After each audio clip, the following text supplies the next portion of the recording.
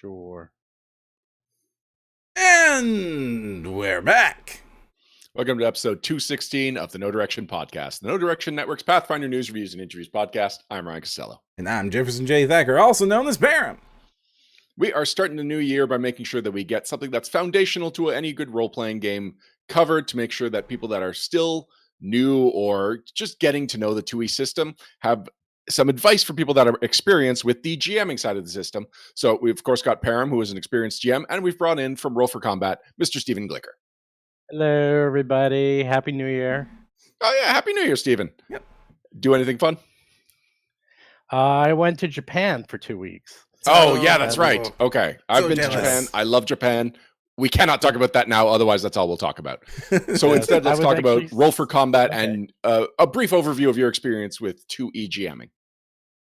Oh, I love it. I mean, obviously, we've been running the Fall of Plaguestone actual play with a couple of your people as well. And that is fascinating. It's just... It's such a nice system because it's the first time I've been playing something that's not based on 3.0 or 3.5 in like 20 years. So it just feels like Pathfinder, but yet it's completely new.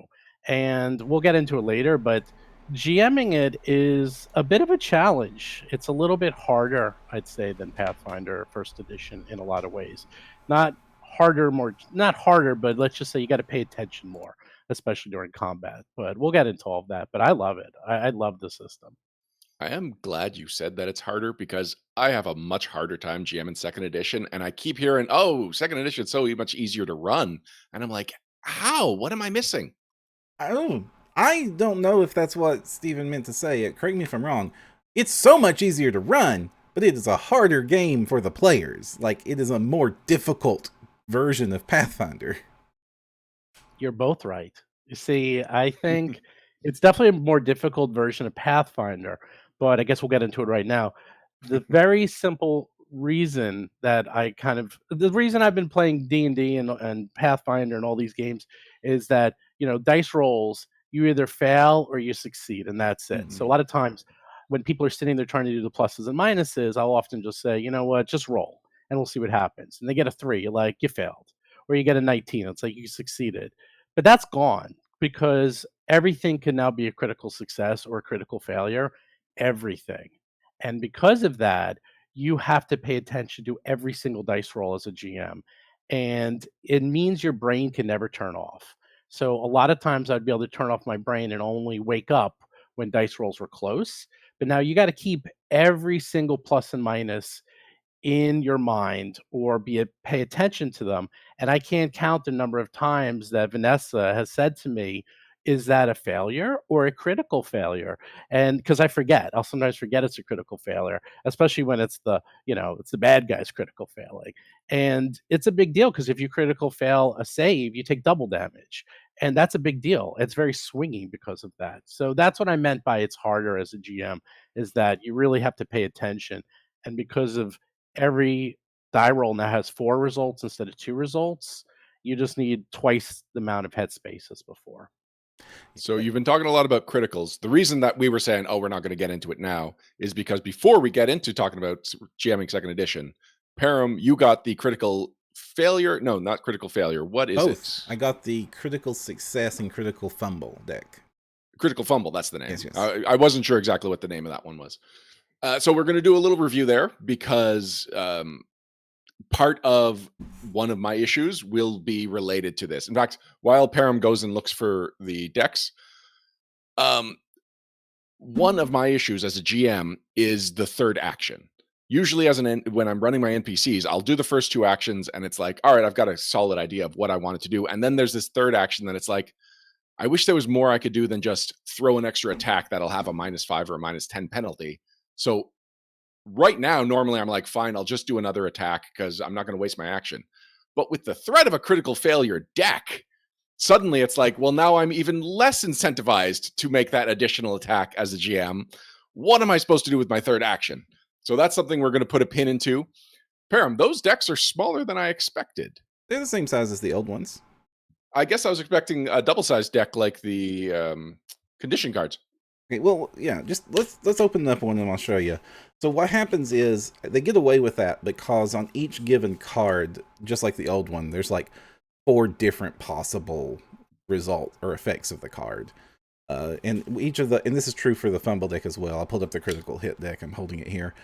And it's like there's a 1 for each type of damage and then 1 type for magic. So there's a bludgeoning, a piercing, a slashing, and an explosive result. And these are meant to be used for attack rolls only. These aren't for skill rolls or anything like that. Okay, so far sounds familiar. It's just like the first edition version. Anything for alchemist bombs? Like, does it say? Yeah, they use the magic one, the same as the mages. And so there is a bit of a difference. So for those of you who aren't familiar with the previous critical hit and fumble deck, so what happens is when you, well, actually, it's not every time you crit. When you roll a nat 20, it only triggers on nat 20s and reverse on nat 1s. So not normal critical hits or normal critical failures won't proc a card from the deck. It has to be a literal natural 20 on the dice to get a critical hit deck card, or a natural 1 on the dice to pull from the critical miss deck. And also there's an additional stipulation for NPCs using these decks, that they don't get to pull from the critical hit deck unless they are the same level as the party or higher.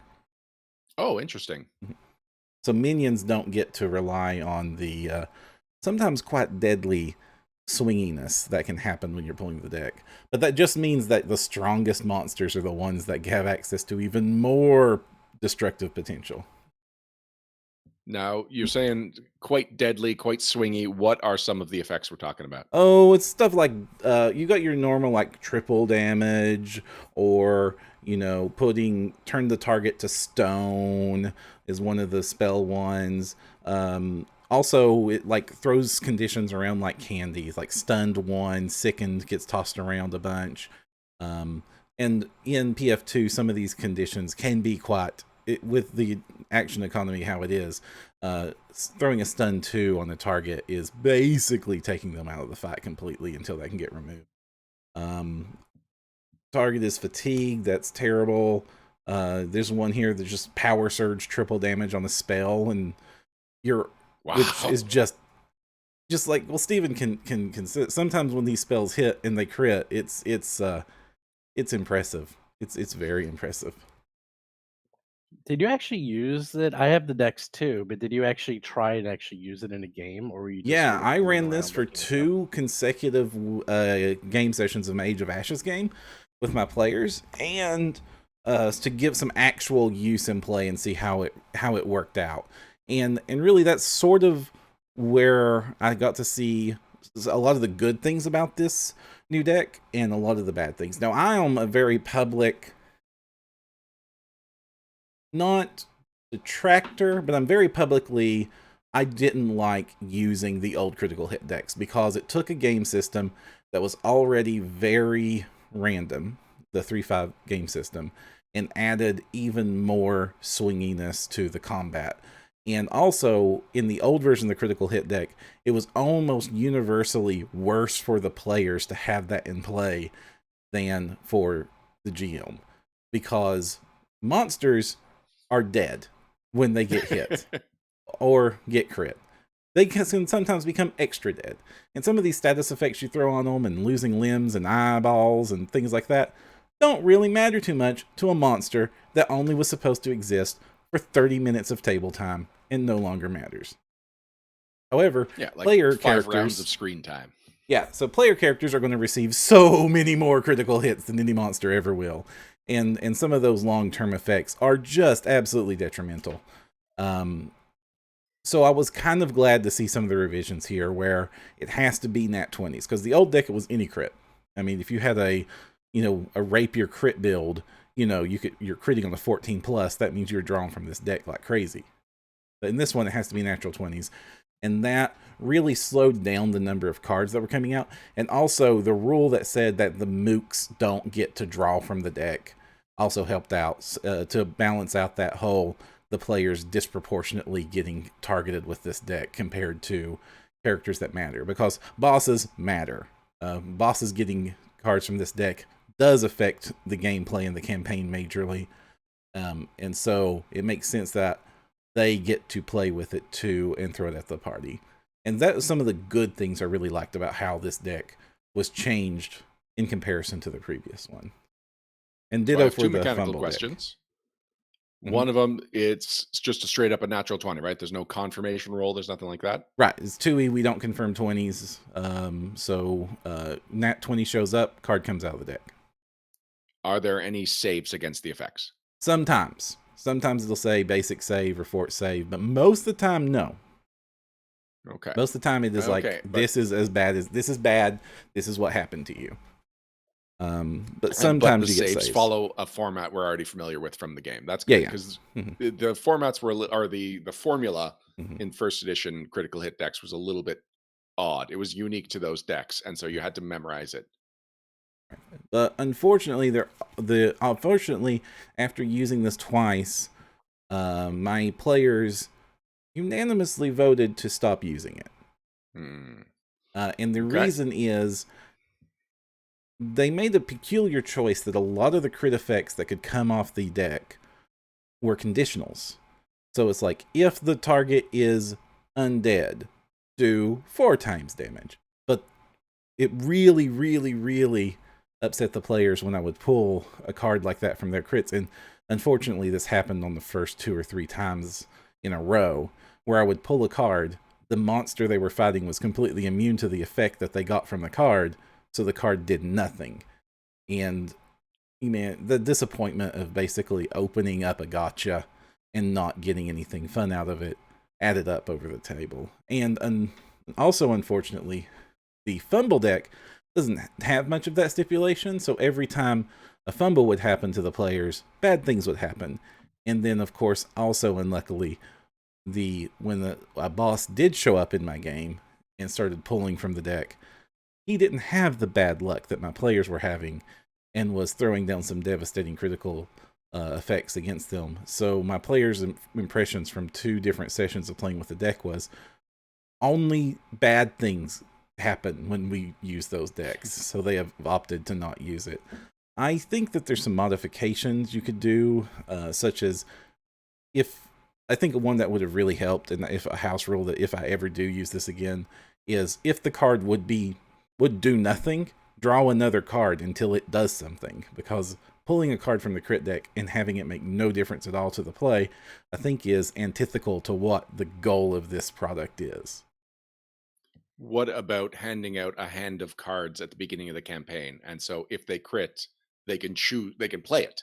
They are too Instead of drawing. devastating to make them any Oh, yeah. sort of dependable like that. I wouldn't want my players to basically have a pocket insta kill boss in their back. You know, I just can't have. I mean, it might be a fun rule for y'all, but I think that would be some of these It would effects take a basically differently win. designed deck to make that Yeah. a viable option. Okay. So what you're saying is actually similar to my experience with the first edition deck. In Mhm. first edition, a lot of the times you would either get something that applied strangely or didn't apply at all. Mhm. Like if it's just, you cut off the creature's foot, it's like, all right, but I'm fighting a quadruped, so how do I apply this? Or I'm fighting a snake creature. What do I do with this cut off the foot card? Do I ignore it? Do I say foot's just flavor and I still apply it? It like often the excitement would immediately end as soon as the card showed up. The Mhm. other thing was card shows up. It's like, okay, so here's all the things we have to worry about, but the creature's got less hit points than the hit. So the damage kills it. And then it's like, well, that was a whole lot of nothing. And it just feels like it was never the big fun show that you expect a critical hit deck to be. Right. And that also was a product of first edition, where receiving a crit or in first edition was often a very deadly affair. And crits are still serious business in second edition, but it's been my experience playing the game that a player character or a higher level monster, that a boss type monster, can take a crit or 2 and still be standing. I mean, what about you, Steven? What is your experience with crits in Pathfinder? Well, the thing with my guys is that we probably would never use the critical hit deck because it just is too swingy and it Mhm. could just these guys already are so good that they'll usually finish these fights very quickly. But the critical fumble deck, that I will always use because that's much more fun. That is always the flavor I can never come up with off on the fly. You know, adding more damage or adding more effects is easy, but coming up with unique ways for them to fail, that is fun. And in a lot of ways, if you're going to break it, you might as well break it down rather than up. You could always do more damage and you could always do more effects. And yeah, I usually don't use those even for fun, and if we did use them, it would be for, like, I don't know, like a goblin adventure or something like that. But we tried it once, the critical not the critical s the critical success one's too crazy for either system, I think, especially 2E, just because there's already so many effects, and if your characters really start knowing what they're doing, which I guess we'll get into a little bit later, I have a feeling it can become very overpowered very quickly. But the critical fumble, you're never planning a critical fumble. You can be planning the critical hit in the way that it's always something good, and now we went from good to better.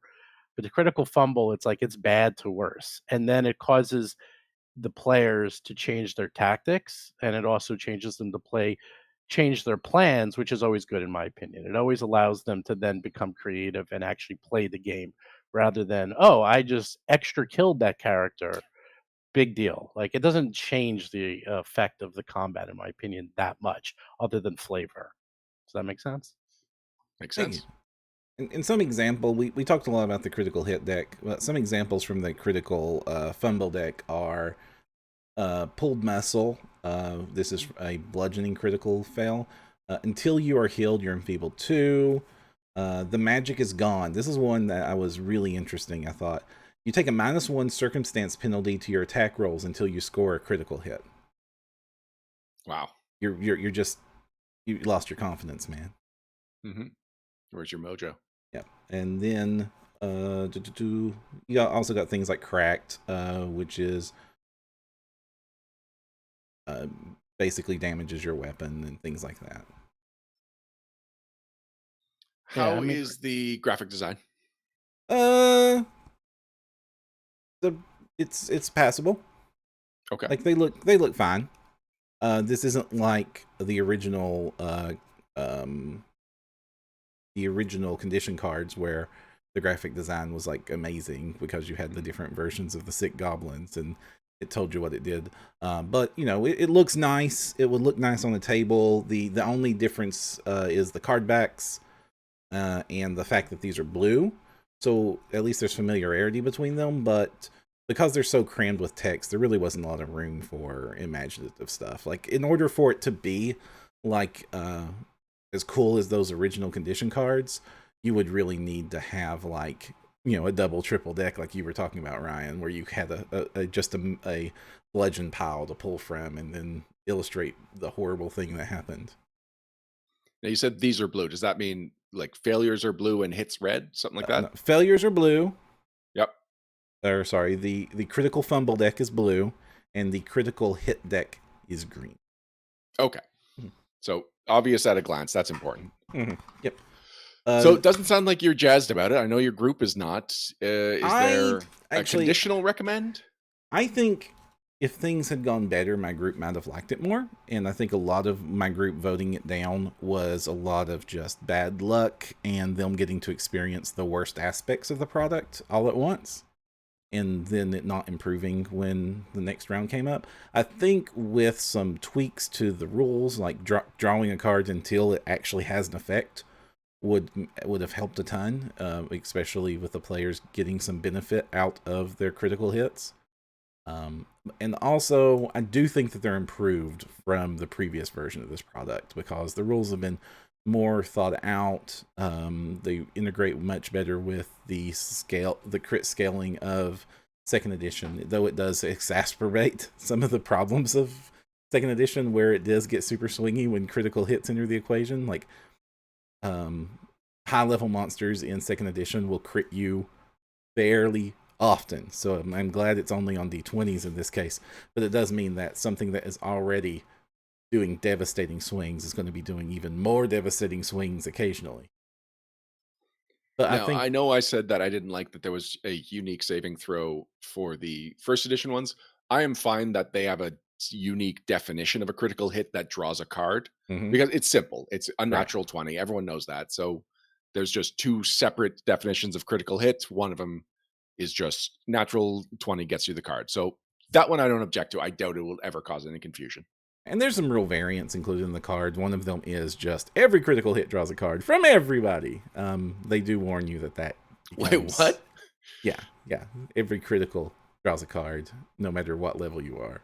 They warn you that version of the game becomes Oh, very sorry. I thought swingy. you meant like if the fighter crits, the wizard, the rogue, everyone at the table draws a critical hit card. Oh man, there needs to be a "You've Got the Touch" card in here for that. Overall, my overall thoughts, recommendations on this product is if you like the last cards, you're gonna like these cards. And the reasons I don't like these cards are the same reasons I didn't like the previous cards. And I think it's a fun product that does exactly what it is trying to do. Just be aware of what you're bringing to your table when you bring these to the table. And I get the impression the first edition one was a great seller for Paizo, so I'm Mhm. not surprised they got the second edition one out super fast. And Mhm. it's probably something that every game group is going to own a copy of, Mhm. even if they rarely or don't use it. Although I really like your suggestion, Stephen, that if you're running a goblin specific adventure, that's the perfect time to bust out the crit hit and fumble decks. I think everyone gets it because it's pretty cheap and you do get a lot because you have 4 conditions per card. And I personally use it just for flavor. And I'm a big believer in just reading it and saying, "Oh, that's a cool flavor text for a crit or a critical fumble." And then you can use it in your own game. You don't need to actually use the cards as cards. You can use them as inspiration. And that's what I use them for, quite frankly. Mhm. Well, what we're using you for on this episode, Stephen, is second edition GMing advice. So I have a lot of specific situations I want to talk about, but I have a feeling that you've just got just a broad opinion about how second edition GMing should work. Should work? Yeah, How listen it to my does work, how you get it to work. Do listen you to have my a GMing podcast. philosophy that's specific to second edition? Um Wow, GM philosophy. I don't know. I really I wow, I never thought about that. I would just say that it's a very swingy system for better for worse. I don't think it's swingy in a bad way. I think it's swingy that makes everyone whenever we play, Lauren said it best, is that she's always nervous, which is very different than any other system I've ever played. Like she's always on the edge of her seat for better for worse. And because of that, I feel like as the GM, you have to just kind of go with the flow and be even more relaxed and just sort of let things go as they may or try to give it more for the players if possible because the system itself like 3.5, it was so easy to build these broken characters that you would have to purposely make encounters hard. So far in second edition, that is not the case. I never have to make anything harder. It is always hard enough, believe me. So, if anything, I'm almost like a cheerleader for the players, and I'm doing everything in my power to kind of help them without actually helping them. But, I really don't have to ramp anything up so far to make it a challenge. Like even the most simple of things seems to be a challenge in second edition so far. So I I'd say my philosophy is sort of you don't have to be a killer GM. The system will do it for you. You almost have to be like their friend and their mentor in this system. especially with the first release published adventures, Age of Ashes, the first few Pathfinder Society scenarios. I have not GM'd Plague Stone, so I'll have to defer to Steven on opinions on that Plague one. Stone is a killer grind. It is so hard. But that's mostly because of the author. So But yeah, I will say, like, it's an incredibly deadly edition. The players need to worry every single time initiative rolls because I can count on one hand the number of combats I've run where nobody got in the negatives. Like every fight, somebody goes down. Yeah, And it's if I hard. remember right, at Gen Con, you were going down once per day, Oh my all 4 gosh, days, yeah. every I single time you were in died Steven's so cave. much. Yeah, I that's died right. so I killed much. him 3 Yeah. times. That's not 3 times. exactly Oh, you had something to 1 brag day's about, grace. Steven. Everybody was killing The me. triple crit. Well, it was 3 attacks in a row, and I rolled a 19, a 19, and a 19, which in this system is a critical hit, which brought him down to dying 6, which now There we is no know. dying 6. Well, Right. we actually now know after talking to Mark that as soon as you hit dying 4, you could have used your hero point to get yourself back to. Actually, you would have been at dying 2 or 3, so you probably would have died anyhow. Yeah. But we didn't know that since this was our first game. But you died and then double died, so Yeah, and that it is. rules clarification was not in the wild when we were playing. No, definitely not. So, but yeah, it's I love it. I love it. I also like the challenge of combat. Like I mean, it's called Roll for Combat for a reason. We really like the combat aspect. My group, and yeah, we do the role playing, and that's a big part of it. But at least for the Dead Sons guys, they get bored very quickly. If we're not in combat within an hour, they start saying, "Okay, let's move it along." They really want to do combat. So I'm drawn to combat, and weirdly, that's also one of the reasons I liked Fourth. I know no one likes Fourth, but I kind of like Fourth Edition because the combat was excellent. The role playing and the actual system was atrocious, but the combat system was incredible in Fourth Edition. And I feel like Pathfinder 2 has done the perfect balance so far at lower levels of combat, role playing, magic, classes, feats, items, creation, balancing of wands. It's really just kind of done it all so far. One of the things I do like about second edition, going off of what Steven just said, is that my players are always paying attention because of how involved the action economy and how good the combat aspect is when there's a fight going on, even when it's not their turn, they still need to be on deck because so many things can make their turn matter. More than just is it my turn to attack of opportunity the thing yet, because they can abilities can be triggered on a lot more of what the enemies can do and so on. So they have to be paying attention for the entire fight, and it does seem to make them enjoy that aspect of the game a lot more. There's not like 20 minutes of them playing with their phones waiting for their turn to do something. Yeah, there is no downtime, especially at the higher levels. I was talking about this with Perram the other day. If anyone has played Gloomhaven, which I'm sure a lot of people listening have, one of the aspects of Gloomhaven, especially as you play it later, is that you have a lot of synergies between your character abilities, and your characters can play off each other. And one of the things about Gloomhaven is that it's secret. Like you have to be very secret of what you're going to play. You all play your abilities, and then you have to figure out like a puzzle how you're going to work together. And Pathfinder, especially in Plaguestone, as they've gotten, they're only at level 3, but you're going to start hearing that they really start to synergize with each other.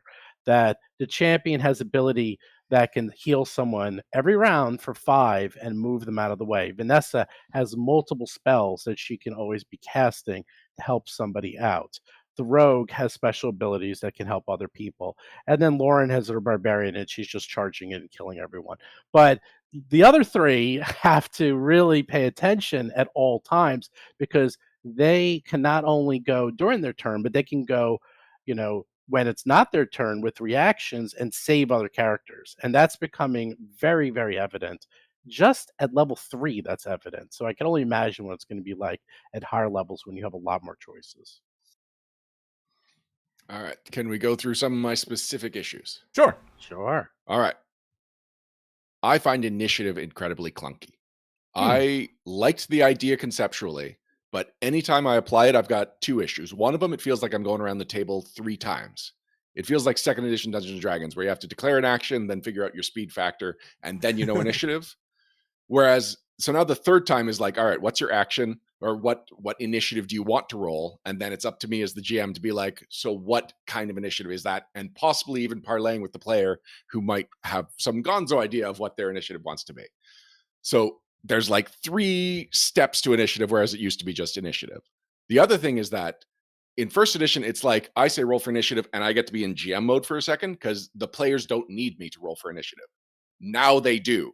So now it's initiative, 1, 2, 3 steps.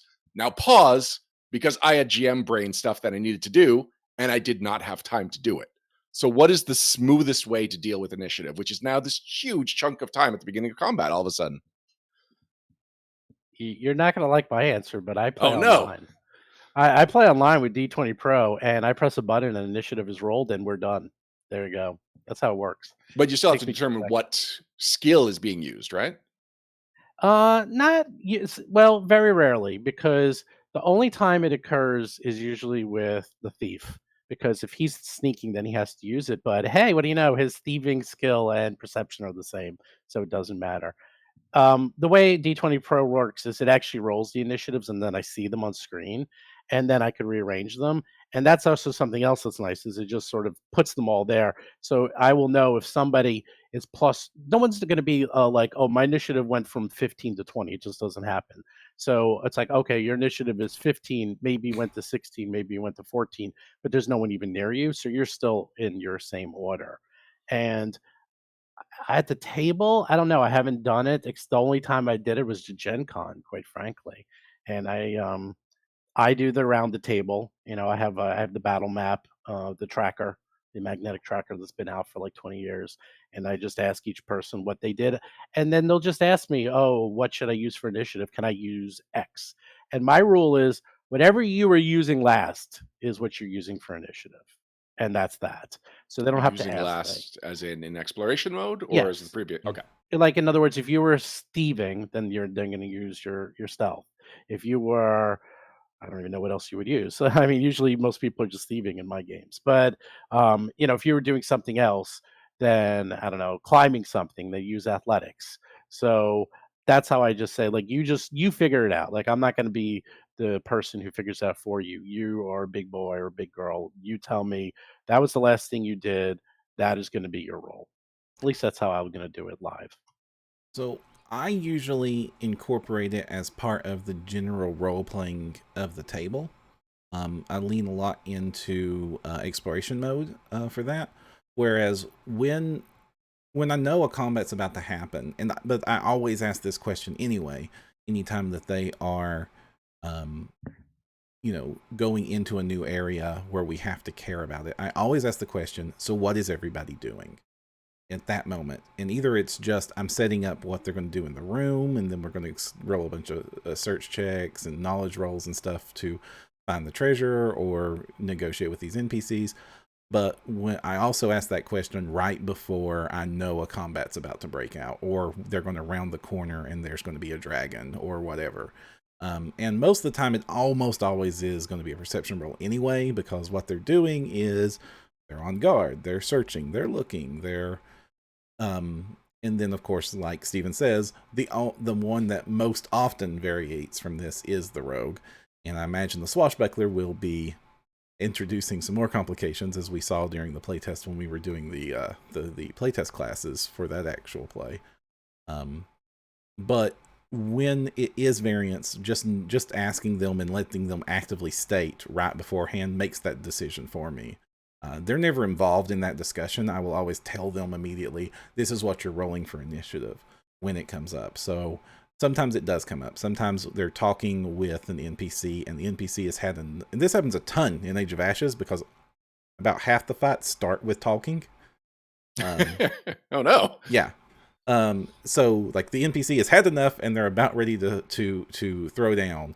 And whoever's actually doing the talking, I sometimes let them use a diplomacy roll for their initiative for that one, because this is going south, and you're about to fill it physically with a spear.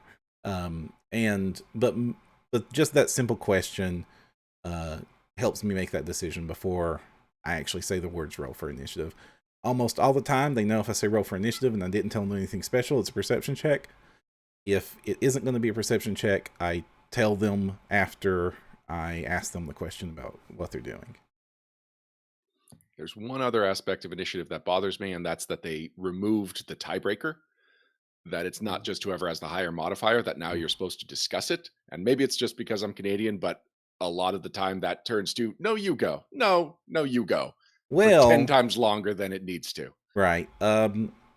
Yeah, my players, usually there's one person a little bit more selfish than the others that'll always jump up. That's not always the same person. I'm not trying to shame any one of my players. But they also broke the tiebreaker when it came to NPCs. NPCs always go first in second edition, which is another one of the, as Alex and me were talking, it almost has a GM bias. The whole system seems to. And this is another example that it probably does, because the monsters, if they always win ties. Okay, and how has that worked out for you? It just makes that super simple to do the math. My players usually don't even know what number the monster rolled. Now, there's been some confusion I've seen at tables around the lack of a surprise round. The idea is that if you're rolling for stealth, anyone that has a higher perception than you beats you. Like that's it for stealth. For surprise rounds now, right? They're basically gone, and it's just stealth is factored into initiative. Right. That's exactly Okay. right. Yeah, but All right. I mean, that's how it would have worked anyway. They would have made a perception roll to see you, and goodbye surprise round if they won.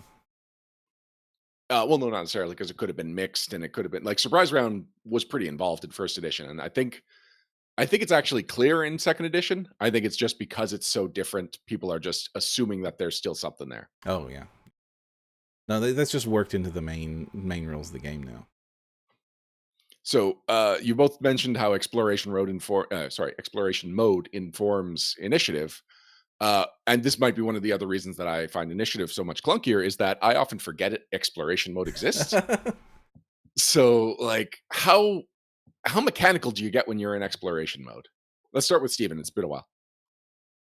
I don't. I mean, it's one of those things. I think they purposely came up with these terms, I think more for newer players so that they will know like quote what mode they're in, as opposed to like we are naturally like, oh, you're gonna spend a week in town. Well, then that's downtime mode. That just is. I don't have to say, oh, you're in downtime mode. Like they just know they're in downtime. If they're looking around a fort, they're about to invade. Well, they're in exploration mode. Are you in a fight? No. Well, then you're not in counter mode. Like, you're pretty much only going to be and you're always in what you think you're in. If you're in a fight, you're in a fight. Otherwise, you're probably in exploration mode because unless you're doing very specific items, I'm sorry, very general items, then you're probably in downtime mode. So I don't have to say what they're doing. And I know there's specific rules. The only time we've been using the specific rules is for downtime mode. And this is actually in the podcast when they've been retraining, because that takes a certain number of days. When they've been crafting, that takes a certain amount of days and time. And I have in the podcast timed it out and they ran out of time. Like, they only had, say, a week and they actually had to figure it out. But that was no different than first edition. They had the same thing. Just now it's a little bit more, it has an official rule set to it. So I like it as a GM. I mean, anything that has rules to it, I like as a GM because I can always fall back on them. There's no more arguing. At this point in my gaming life, I don't have as many arguments with my players as I used to. But 20, 30 years ago, man, I mean, this is like half of our gaming sessions. We're yelling at each other on full blast of like what quote the rules were. And I imagine if I could go back to those years, we would have a lot less of those arguments because downtime mode is clearly defined and this is what it means. And if you guys are going to be a pain in the neck about it, then we're going to quote go by the rules of downtime mode. So I just know. I think the players know too. It's never said, quote, you are in exploration mode. So you've actually given me an opportunity to compliment second edition because I don't want to make it sound like I'm just ragging on second edition. I'm talking about specific issues I have, but downtime is one thing that completely cleared up a problem I used to have. It used to be like, okay, we go to town, the caster wants to make a magic item, and either everyone else does nothing, or everyone else gets all kinds of role playing while the other person's just like, I guess I'm just forging away in a shop. Or what happened the most often would be the players would want to pursue the plot hooks that they'd picked up. They find the next step of the plot, and now it's like, okay, well, we don't want to sit here for 5 days while you complete the item.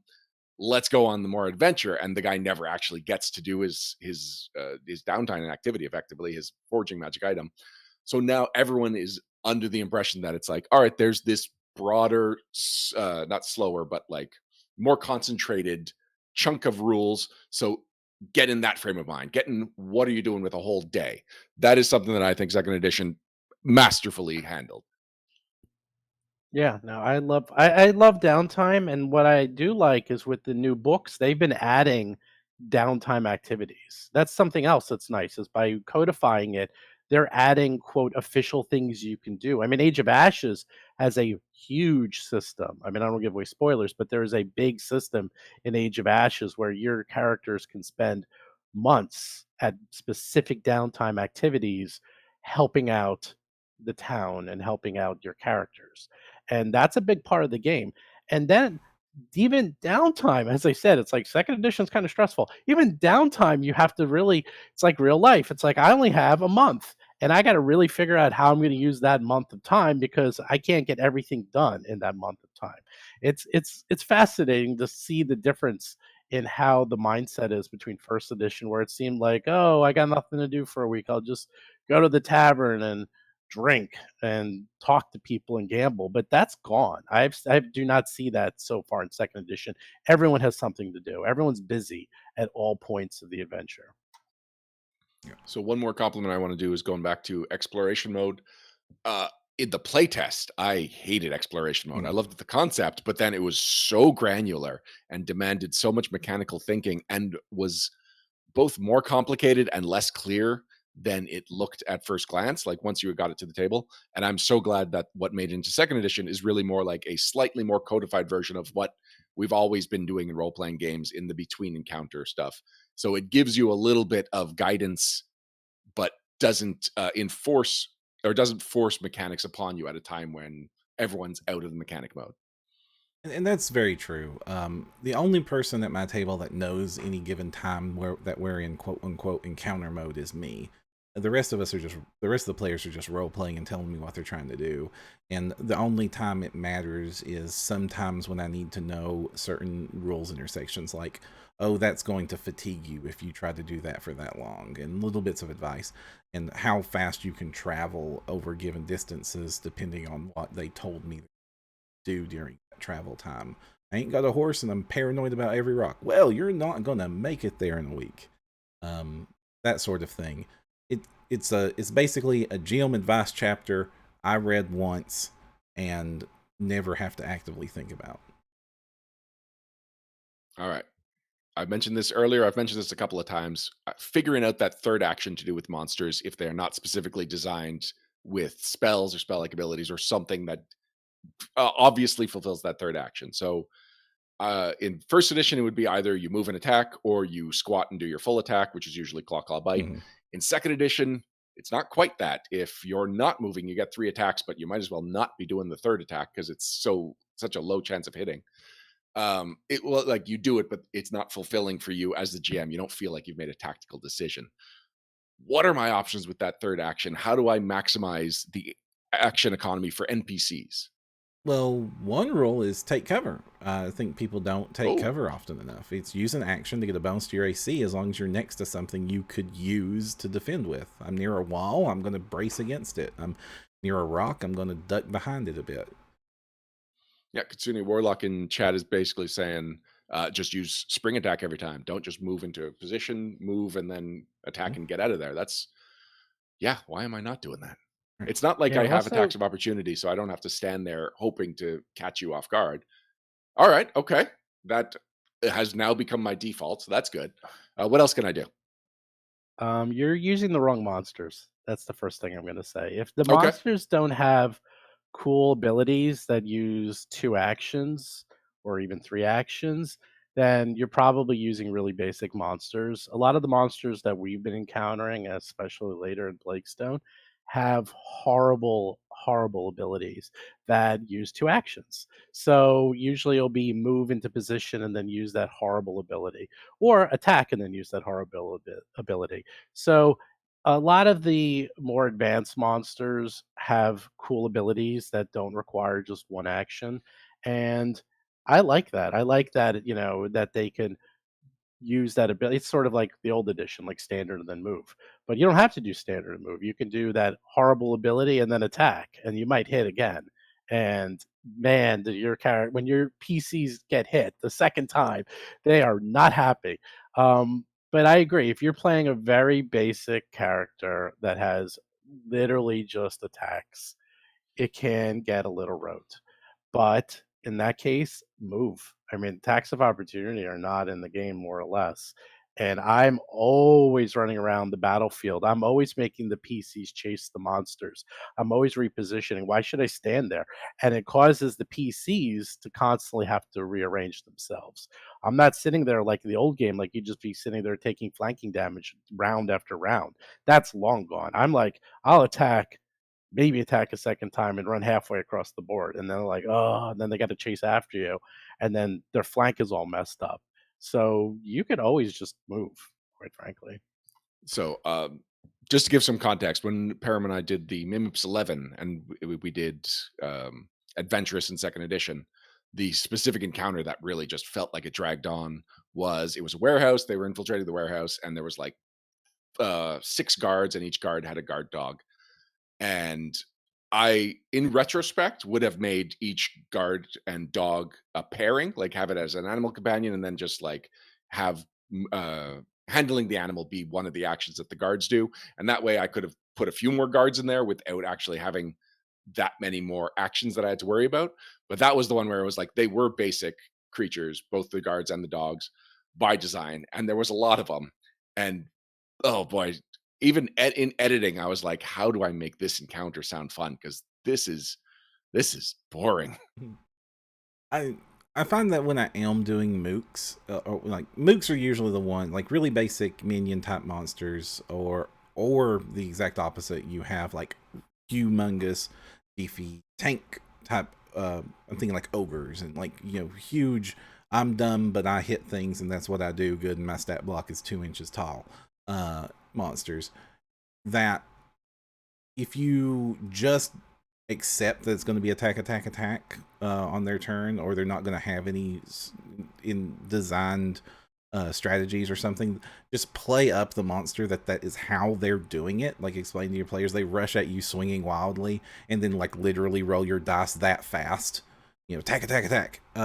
It is intimidating to some of the players to just know that this just flurry of attacks is coming their way. And yeah, you know that last attack is a Hail Mary, but I know that every attack roll in second edition is something you need to worry about. And so as a player, you're hoping that last one misses, but if it does hit, more than likely it's because it crit, and that's always a danger. So there's probably more hope in that statement you just made than you might realize, Perram, because one of my hopes was like, okay, here are my issues with second edition. Hopefully most of them, it's just, as I get system mastery, this will speed up. The reason that specific one in that combat in the warehouse felt so long to me is that in the other combats, it's like I am actively thinking when it's my turn. I'm trying to figure out what I'm doing. Whereas in those ones, it just felt like I had nothing to think about. And it was just like, there's got to be more to it than this. And so, yeah, the idea that, yes, okay, even if the creature has nothing to do, when you're used to playing creatures that have nothing to do, it will feel more dynamic. That's good. That I appreciate that thought and the feelings it brings. Yeah, and also sometimes it's just a good opportunity to let the PCs be the brilliant ones on the battlefield for once. Yeah, I mean, in Plague Stone, there's, I mean, you're listening to it, Ryan. There's that whole part where they were fighting the ogres. I mean, the orcs. I was going to Orcs say, stink. I don't remember a bunch of ogres. No ogres. I think Sorry, I missed meant that orcs. episode. Yeah, me too. The orcs, they can't do it.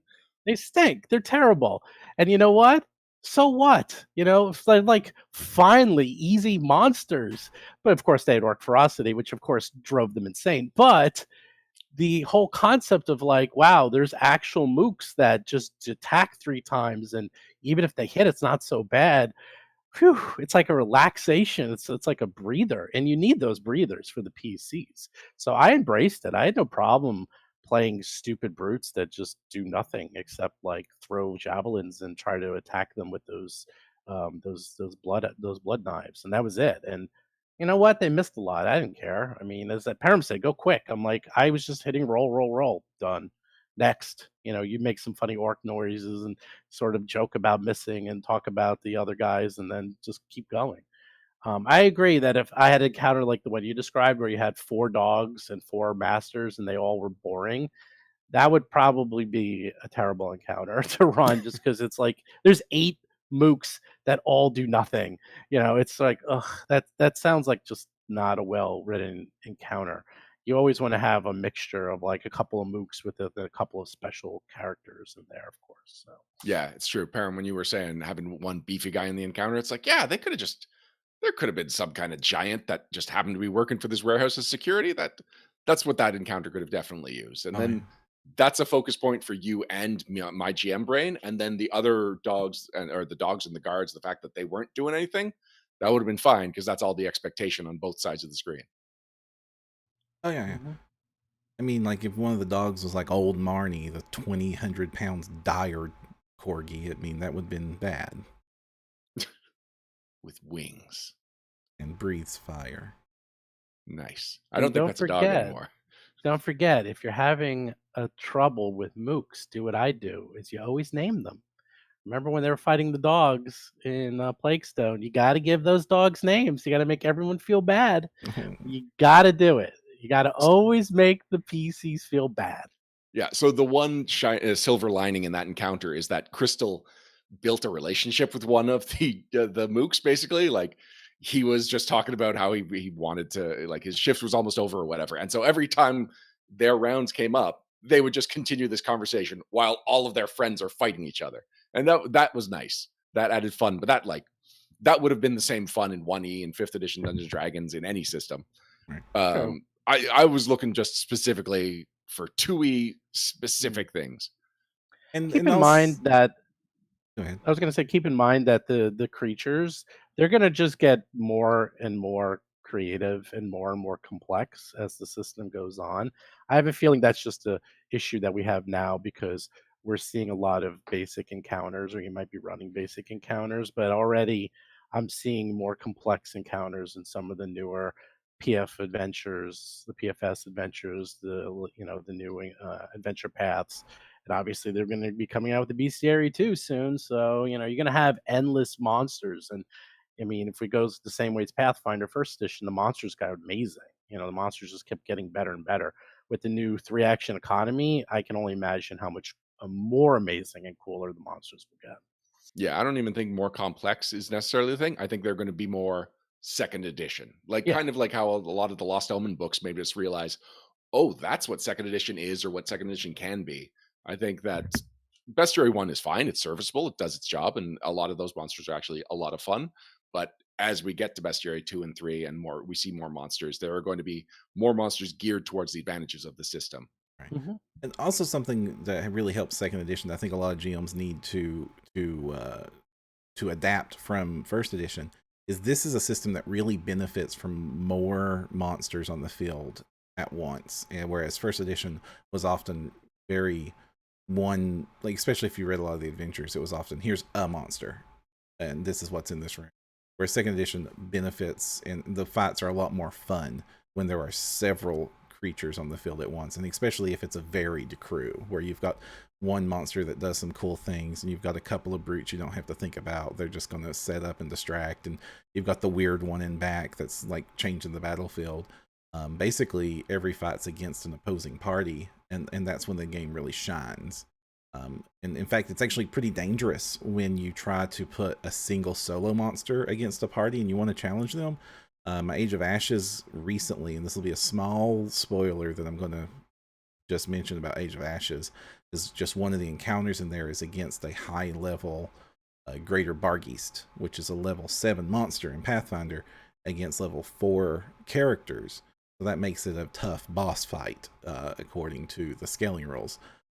And it really showcased that one strong monster is so much more scary than the same XP spread across a bunch of monsters that are more of an equal challenge to the players. because when you put that one strong solo monster, the level difference and how that affects their die rolls means that they're critting on 5+. Every hit's more devastating than the same monster would have done in first edition.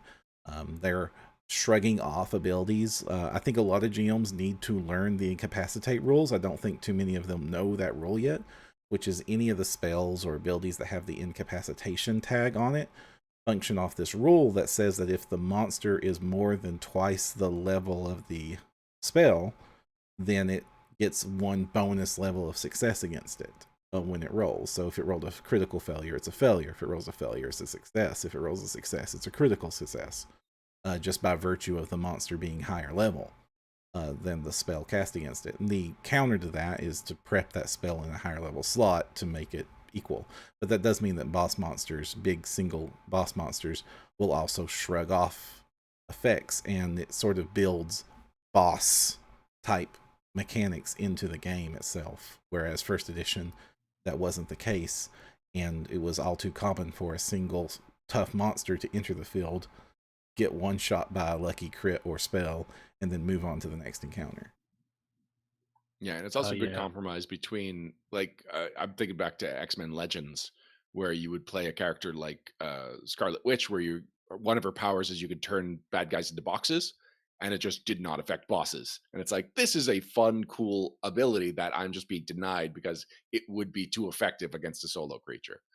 Whereas the way second edition does it, it's just like, no, it makes it harder, it makes it less effective, but the effect is still happening. I would have preferred if there was like some sort of, and there's still room for the game system to develop for players that want to focus on those abilities against bosses to like spend more actions or more turns just applying the same effect and just build it up like poisons would work. So that those don't become completely useless, because there are some control spells and control abilities that do become completely useless if a crit fail is not a possibility. So now the last issue is more theoretical than it is something that I've actually encountered. But the getting rid of the idea of combat maneuvers as its own category means that, like in first edition, if somebody just wanted to do something a little wacky or off the beaten path, I usually just said, do a combat maneuver check and, play it out like that. Whereas now, because they're very specifically categorized with these skills and have very specific rules, you cannot just have off the cuff, like, I've got a crazy idea and I want to try something weird. So, like, how do I get to bring in the weird that okay, you're both giving me cocked heads. Do you need more information, or are you just surprised that I'm saying this about second edition? I'm surprised you're saying it about 2E actually, because Okay, it's so in first edition, yeah. actually, Yeah. like 10 years ago at Gen Con, one time I was running the demo table. I was playing with somebody who had never played, maybe even role playing games before. He said, "I've got rope on my character sheet. Can I make a lasso and try and get the samurai off of the horse?" And I was like, "That's brilliant. Let's just do a grapple check with reach."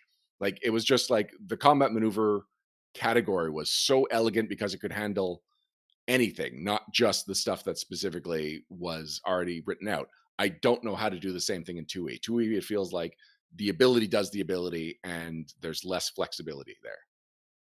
So when Disagree? you, All right. yeah, so Disagree. yeah, because one of the good things about second edition is that they actually intentionally balanced all the checks to be on the same scale and all the DCs to be near the same scale.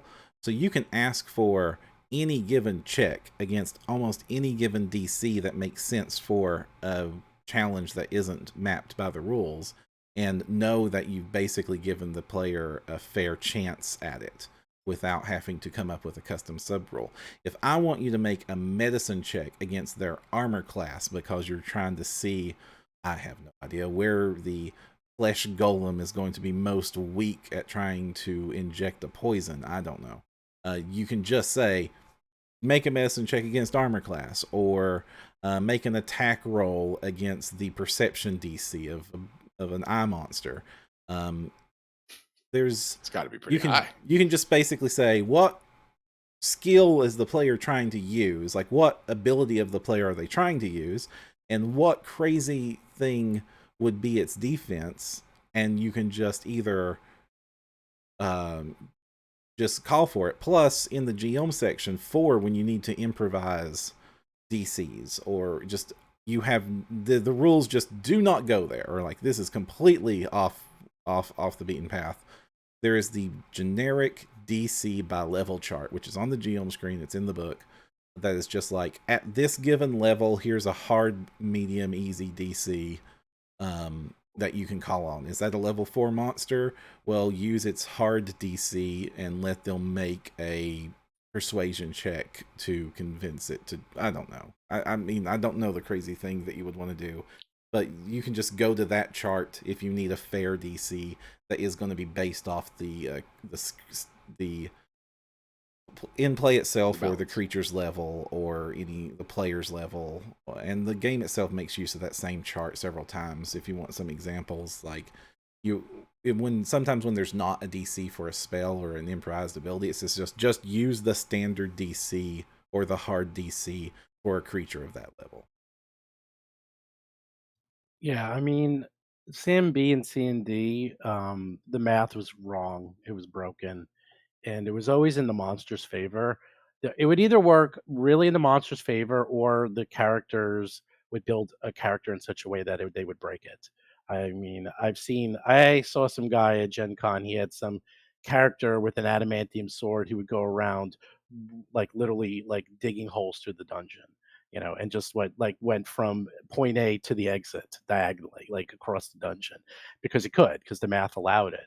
And now, because they all are based off the same system, you don't have advantages like you used to. Like, if you're going to use a shove, which is the one I use the most, by the way, that's an attack. So there's, like, in fact, again, look back to Plaguestone. Lauren built her barbarian in such a way that she could trip, and then she found out, well, trip is an action and then attack. And then she's like, wait a second. So now it's a -5. If I trip and I fail, I still have to take a -5 to my attack. She's like, well, I'm not doing that anymore. Or if she wanted to do that, she kind of rearranged the way she built her character. And I kind of like that. I like that it's all treated the same way. And the math it really works. I mean, the one I've been using a lot is shove. Shove is really good for monsters. The PCs haven't figured it out yet, but that's probably my favorite ability because it's pretty fair. You just do an athletics check against Fortitude DC, and if you succeed, you push them back 5 feet. And I've been in a lot of fights where the PCs like pin the monsters against the wall or pin the monsters in such a way, and then I'm like, you know what? Shove. I'm getting you all out of this way. They get totally pushed all over the board. I rearrange the monsters, and voila, suddenly there's this whole new fight. In first edition, that would have been nearly impossible to do. And I just like that if I need to do something, I can look it up. I can find the skill action. It's really easy to do. It's fair for both the players and the monsters, and I love it. I personally think it's a much more elegant system. And then in terms of like you with the rope, it's just your GM, figure it out. I mean, I would have used that, like, maybe, is that athletics or acrobatics? It can go either way. Probably acrobatics. It's sort of like an acrobatic item. Maybe they have to do 2 checks, one to tie the rope and then one to like lasso the person. There you go. I don't think it's that hard. And you could have made Use rope is still a skill, right? No. No. But you could have made a ranged throw attack against their reflex DC in second edition. Yeah. And just like, there's no rules for that. There's no subsystem for grapple that tells me that's how it works. But I know that I can throw any given bonus against any given DC and it's going to be a fair check. I'd like to wrap up with just if there's any moments you all can think of from your own games of just like where you've finished an encounter or whatever, and we're like, yeah, that's GMing second edition right there. Ooh. I know it's a big ask. Well, Steven? Well, there is. It hasn't aired yet. That's the problem. In a few weeks on Plaguestone, but I'll give a little sneak preview. Is second edition really? And I get back to what I said before. If you Let me go back one bit. Is that I was talking to the guys from Order of the Amber Die, and they are as hardcore as they get, and they always take teamwork feats from first edition because they are amazingly, I wouldn't say overpowered, but they work incredibly well when you use them correctly. And I feel like second edition has teamwork built into it already. And there's a lot of abilities that you have in your characters that help other characters that you either get or as a direct action of your character, your class build, or indirectly. And there's a fight coming up where Cade the Rogue, I attempt to hit him like 8 times, and he constantly gets out of it, and it's just like I'm like, "Oh, I try to hit you." I'm like and then he's like, "Wait a second, I use my reaction, I add my 2 more to my AC, did you hit me?" I'm like, "No." He goes, "Aha, I get out of the way." And I'm like, "Okay, next time, I hit you with this monster." And then the champion, Jason's like, "Oh, wait, I use my reaction, and I give him 5 more hit points, and I move him." I'm like, "Okay, you don't go down again." And then Vanessa casts something, and it's like it was just round and round where I couldn't get him down no matter what I did. And I felt just then, and this you'll hear in a few weeks, that that's second edition. Like that was truly second edition. And I didn't do anything. That's the best part. As me as the GM, I was just going about my business trying to kill the PCs. It was the PCs reacting, using their abilities as PCs to counter attacks that land, not just attacks, but attacks that land to make those attacks either fail or to do instant healing. And it was beautiful and elegant, and I loved it. It's probably my favorite moment to this day. I had in Age of Ashes a few weeks ago, we had an encounter where the PCs are in a crypt and a bunch of undead come out of the crypt, a whole bunch of skeletons. And a fight against a bunch of skeletons in a crypt shouldn't be exciting, but it was, because the first few skeletons come up and my PCs go into their normal first edition strategies of setting up choke points and rushing in to get the kills, because they always love to get the kills, and that means that they aren't fighting their most effectively. And they're moving around the skeletons because skeletons don't have attacks of opportunity until one did. And seeing them and their strategies of taking down these mooks to, oh wait, that one skeleton's, why is he dressed in full plate armor and still got his sword? Like, actually, they're all dressed in full plate armor because they're all Hell Knights, but this one's special. And then they realized that they couldn't take any of the fighting for granted, because even when they tried to guess which ones were mooks and which ones weren't, and I gave them fair hints to figure that out, even when the mooks were rolling, if they set up flanks or they choke things off, it meant that the strategy had to change in the middle of the fight, and they went from playing recklessly to using every ability they have and having to regroup and change the entire tactics of the battle. And that's when I really noticed that the more strategic element of second edition, even at a very low level, this was a level 2 fight, exists, and I really like it. Whereas in other editions of the game, at that low level, their options are just so limited that on what they would do in any given turn, that the possibility of changing their strategy completely would not have been available to them until later levels. Excellent. All right. Well, thank you. You've both given me a lot to think about, but it mostly just feels like I've got to get a few more games GM in this under my belt and maybe pick some more interesting monsters.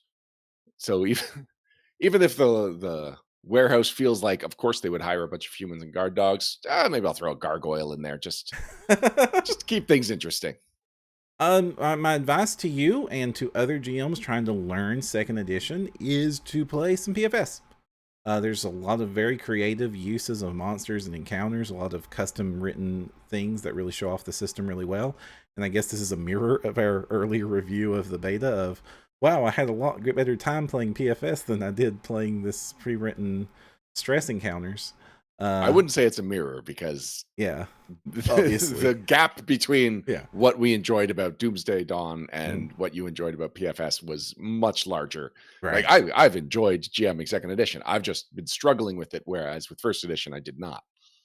But I think that if you play some of the better PFS adventures available, it just shows a huge variety of what the game can do, and it's just such a short commitment that it's a good way to shock yourself into adjusting to the new edition. Now you're saying play. Do you mean GM or Yeah. is being a player? Okay. Yeah. Running. Yeah, I would do 1-07, the Flooded King's Court. That's a great one. That's a really great one. That's a really good one. You'll like that one too. Goblins. And 1-06 is really good too. The trail one through Inti and Jaw. Mm-hmm. Yeah, there's the 1-07 it's fun because it's got a little bit of everything, and it's goofy and serious. And I actually GM'd it for some people who were brand new to Pathfinder, or haven't played Pathfinder in 10 years. And they got the full Pathfinder experience. The very first encounter, I hit someone and he went down in one hit. And he didn't mind. He's like, huh. His reaction was like, huh. I like that. He was like, okay, a challenge, challenge accepted. And as it is Pathfinder 2nd, it was hard. But yet there was a lot of, I don't want to get into it, but it's a very goofy adventure with some very serious elements. And they loved it. They just loved the variety. And these guys were, Dungeons and Dragons 5 players. So they loved the variety. They loved the combat system. They liked the deadliness of it. Without it being unfair. So that's actually, I would say that's the number one takeaway I have from Pathfinder 2nd Edition. I can't think of how many times I've played other systems where when people die, they're upset. Or if they get dropped, they're upset. I have never heard someone get really that upset yet. And I've played a lot of games so far. Even you, Perram, when you died. You should have heard him after, though, Stephen. Oh, I heard him after, but he loved it. But the point is, it's not an unfair system. It's just a tough system, and there's a difference. There's a very big difference, and I never hear people that upset. And the thing is, you can come back. And I think it's fair. The death system is fair. So, I would there's a lot of really good PFS adventures. They really went goofy on them. Like, there's the one with the swarms. Was that 105? I think. Oh yeah. Thank God That's- swarms are doable for low level parties in 2nd edition, whereas they're not the instant death threat to level 1s that they used to be. I don't know. I did quest number 1, and that was near instant death. If you listen to that one, tough. That one's tough. That one's really tough. Linda writes Deadly know. Adventures. So one of my plans, because if you read the New Year's resolutions blog post that I posted, one of my resolutions, my gaming resolution, was to get more 2E games under my belt, and I've got a 2-pronged plan for that. One of them is that Randall will be running a play-by-post of all the Pathfinder Society scenarios, and I will be in that as a player. And one thing, I've got to double check that Randall's going to be okay with this, but a friend of mine that used to work at my office has come back, and she's a Pathfinder player, but she's a 1st edition player. And now I've got enough people at my office that we could get like a lunchtime Pathfinder thing going. And I figured we'd start with the quests to kind of get into it. And then slowly we'd be able to then say, like, okay, over the next 2 weeks, we'll try and get this one scenario done. Whereas the quests we could probably do in one lunch break. So if the first quest is one of the deadlier ones, then maybe I should either not play them in order or give them a heads up, like, make a character, don't get too attached to it. We'll make new characters when we start doing scenarios. Well, the problem with Quest 1, well, you can listen to it. There's the podcast. If you want to hear what happens, I did a podcast of the Quest with Linda and Mark and the Roll for Combat guys. And it's just the way there's a swarm in there. It's random. It's randomly built, so it's random the encounters. And one of the encounters is a swarm. And if you are on top of that swarm and it goes first, and your first level character, that's it. You're gone. I mean, you're going to drop. And that's exactly what happened. It landed right on top. It's 10 by 10. And it landed right on top of 2 healers. Oh, no. It dropped both of them. And then it got really interesting. And then they found the bug in the system. The poison. Yeah, it was the swarm. No, there's worse. The swarm has poison. And the poison secondary effect doesn't end. So the poison goes on for, it's either 5 or 6 rounds. And that's something else in 2nd edition, is that the ongoing effects, the monsters can drop and they die, but you don't stop combat. You got to keep going until the ongoing effects are done because those are rounds around. And the swarm was eventually killed, but they had to go another 5 rounds before they could even get out of the woods. They kept dropping and rehealing themselves, and the only reason they survived is because by like the 4th round, I don't even think I was GMing. It was Mark Steifer. He just took over. Yeah, as the player. I mean, he took over as the GM, which I didn't mind at all because he was having the time of his life and he was doing all the math and figuring out how they're going to survive. And they did. And the only reason they did because Mark ran it. And if they didn't, they would have all died. It's a very hard encounter. I would just skip that one. If you're gonna do it, don't do random. Just do one of the easier ones. Oh, okay. I mean, is that still PFS legal? The quests are The for credit, GM is right? allowed to Yeah. choose the random element. Yeah, they can choose it, and it's only one credit. It's only one credit because now you need 12 to level up, so it's only one Okay. point. So, and there's a couple. There's the beer crawl one. The beer I forgot what that's called, but that one's awesome. That one's Now, where they're going around drinking. I mean, who doesn't love that? I mean, that's literally a quest. So, also, PFS scenarios are a lot shorter in physical time than they were in previous edition. yeah, It's good to know. They're definitely. the same pages, the same number of encounters, but because encounters and combats are so much quicker in second edition, I'm running my tables in about 3.5 hours, but when it used to be 5 hours. Okay, because I know that also second edition's monsters, it's a more efficient layout, so I thought maybe that would balance out. Apparently not. No, actually, they're actually physically larger documents because they went very thorough with the reference material in the PFS second edition. They're like 60 pages, some of them. If you were to Wow. print them out. But what I meant is about the same size. I mean, you're having on average 3 combat encounters in social. Okay. Is Oh. there any need to run the quests in order? No, no. Okay, Quest 2, by the so way, is maybe. also fantastic. They're all good. Actually, I don't have any troubles with any of them. Now I think about it, run them all, and The they're quests all are good in their own way. being released individually right now instead of in packs. So they're not thematically tuned packs. They're just these standalone short adventures. Okay. So I see chat is saying Q4 is hilarious. Quest 2 is fantastic. Quest 1 is apparently deadly. I know nothing about Quest 3. I know nothing It's about fine. Quest 3. I haven't run it. Okay. Did we lose Steven? No. Well, Okay. when Oh, okay. Sorry, Steven, you were Ah. frozen for a second there. Quest 3, do you sorry. have any thoughts? Oh, I didn't do Quest 3. You know what the problem is? It's like Quest 1 came out, so everyone did Quest 1. Quest 2 is actually a pretty awesome quest because the rewards, I'm not giving anything away, you get like a new feat. I mean, it's crazy. I mean, that's something else I love about second edition is that they give out like feats and skill abilities as actual rewards, which you can't get anywhere else. And then Quest 4 is a pub crawl. I mean, who the heck does want to do a pub crawl? So I have to go and do Quest 3 and Quest 5. Quest 5 is a great name. The Dragon Who Stole Evoking Day. That sounds awesome. So chat is telling us that it's by Kate Baker. So that's Oh, really awesome. Yeah. Hidden that's Twig let us right. know that. And Dustin Knight, our own, the network's own Dustin Knight is in chat saying that Quest 3 is a prequel to another scenario that can Oh, turn that scenario into a 5-hour slot. That's interesting. Which scenario is that, Dustin? oh, I didn't even know that. And Oh, by the way, then Quest 5 Quest is by 5 is 3 to Luis 6. Loza. I didn't know there was a Quest 5. Yeah. And Quest 5 is by Luis. Your very Hey! own Loza. Luis! Luis is doing so much that I'm not surprised that I missed that one. But all the more reason to check that out then. But I guess if it's 3-6, then we'll have to get a couple of scenarios under our belts first. Under our belts, the expression, right? Why does that feel wrong?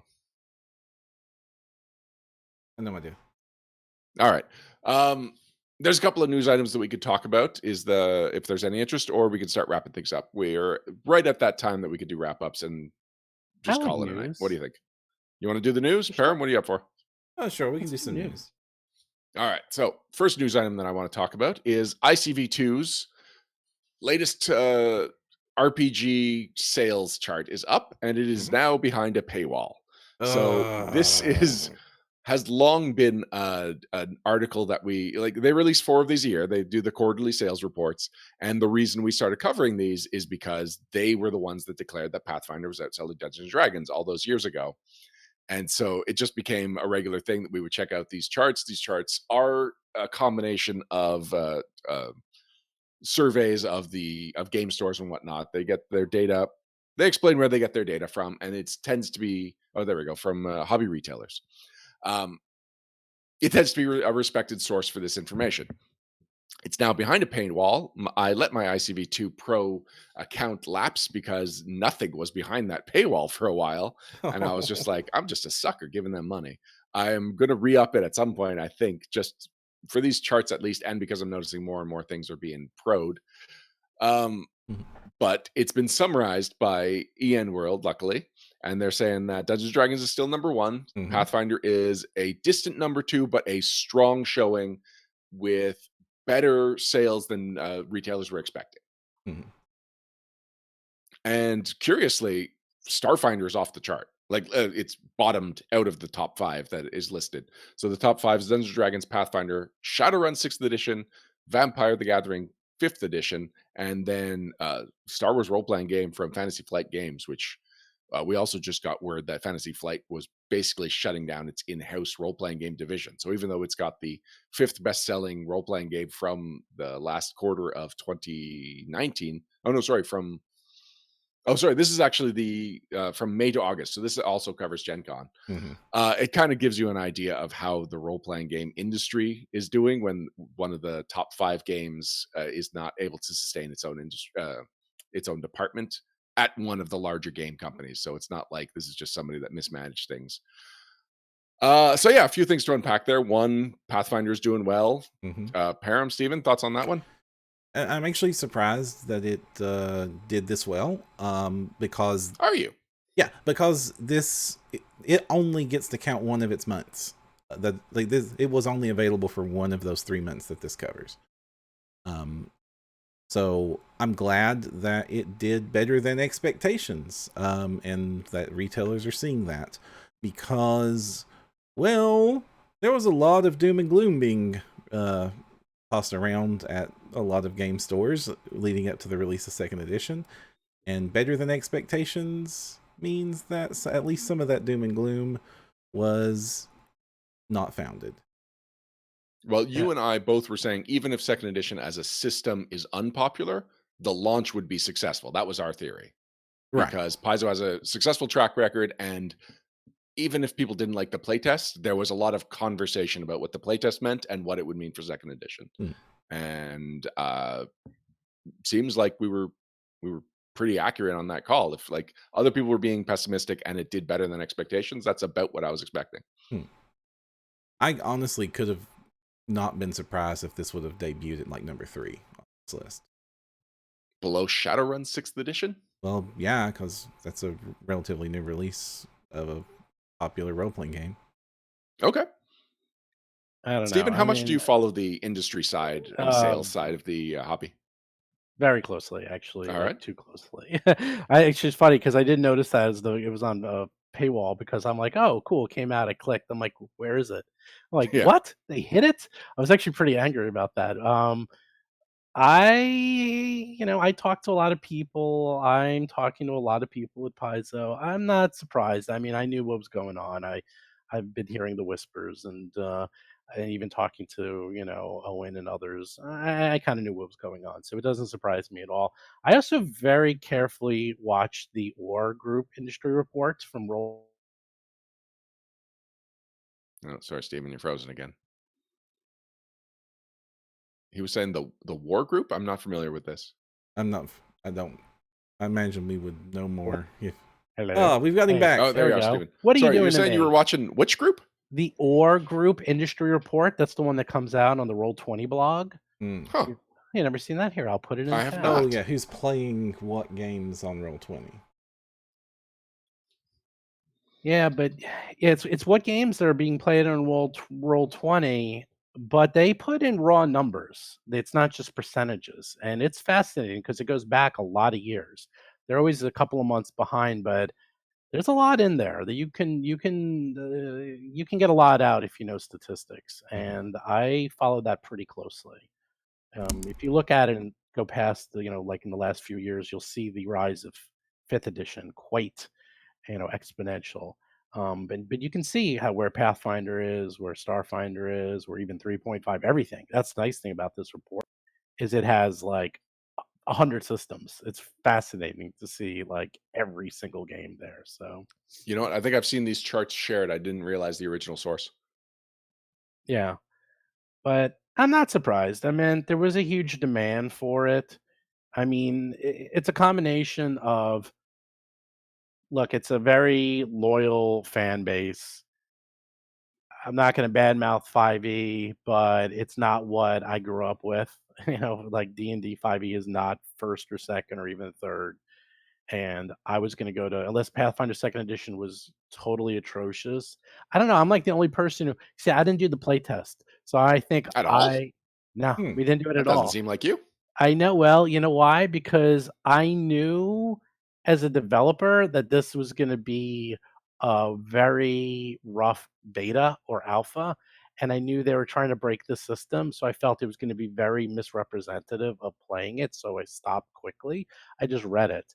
And so I went in fresh. And I hear a lot, even you're still to this day talking about your experiences with the playtest. I'm like, that's dead. You're never gonna play it again. So just like ignore the play test. It's you might have bad memories of it, but it's never gonna affect you for the rest of your life. We only have second edition to worry about. I don't So know. I I got was to set up more my game shelf at some point, and it's like, what do I even do with these books? exactly. I know. Exactly. I mean, you look at them. I knew that was gonna happen. So I just look at second edition and came in fresh. And I knew they were gonna do it. I mean, I'm pleasantly surprised. I think they did even a better job than I thought they would. And I think the freedom from 3.0 and 3.5 was amazing. And I also feel that everyone's like read everyone's like, oh, they stole from fifth edition. I'm like, no, they didn't steal from fifth edition. They took aspects of all role playing games and combined it, and they leaned into and understood their audience, and that is why they succeeded. Well, and they They were also understand the industry and they followed industry yes, trends. Like Mhm. there's a yes. reason parallel design exists. Yes. Mhm. Yeah, and they knew what they were doing. I mean, quite frankly, they knew their audience, and they designed a system that works well, and why I think people like me and Perram and everyone enjoys it is because it was designed for us. It wasn't just designed for the industry at all in all the industry, in large, like some other game systems I'll mention. It also it's and Pathfinder was originally the more Dungeons and Dragons than Dungeons and Dragons. Dungeons and Dragons went back to its root even further back than the 3.5 that Pathfinder First Edition was emulating. And so it's in an interesting position where now it's the alternative to Dungeons and Dragons instead of the Dungeons and Dragons in everything but name. Yeah. Like yeah, for a while there, it was saying that they had a more. It was basically implying it had a more legitimate claim to the D&D crown than D&D had during the fourth edition days. And we had talks about that. Like what would a second edition look like? It was such a fraught challenge to try to tackle what the successor to such a unique game would be, because the origins of PF1 were so unlikely and so specific, and its audience was so very specific, that trying to follow it up with any game at all was going to be a humongous challenge. And I sure as heck didn't see what they did coming. I thought they would do. I thought Starfinder was basically the roadmap. I'm like, oh yeah, just a little bit refined. And then second edition is like, that's an entirely different game. Speaking of Starfinder, I want to wrap this up with the Star Wars RPG news because I don't want to dwell on either Starfinder Hmm. being off the chart and the fact that the number 5 entry now is not going to be supported. I have a feeling Starfinder is going to return by next time, especially because Calm came out Right. after August, which means that its biggest release basically since the core rulebook, or maybe I guess since one of the first armories. Um, is the fact that it isn't being counted for these sales. I have a feeling Starfinder is going to come back fairly strong next time, although exactly how strong I'm curious about, because Starfinder's at a very unpredictable place right now. Right.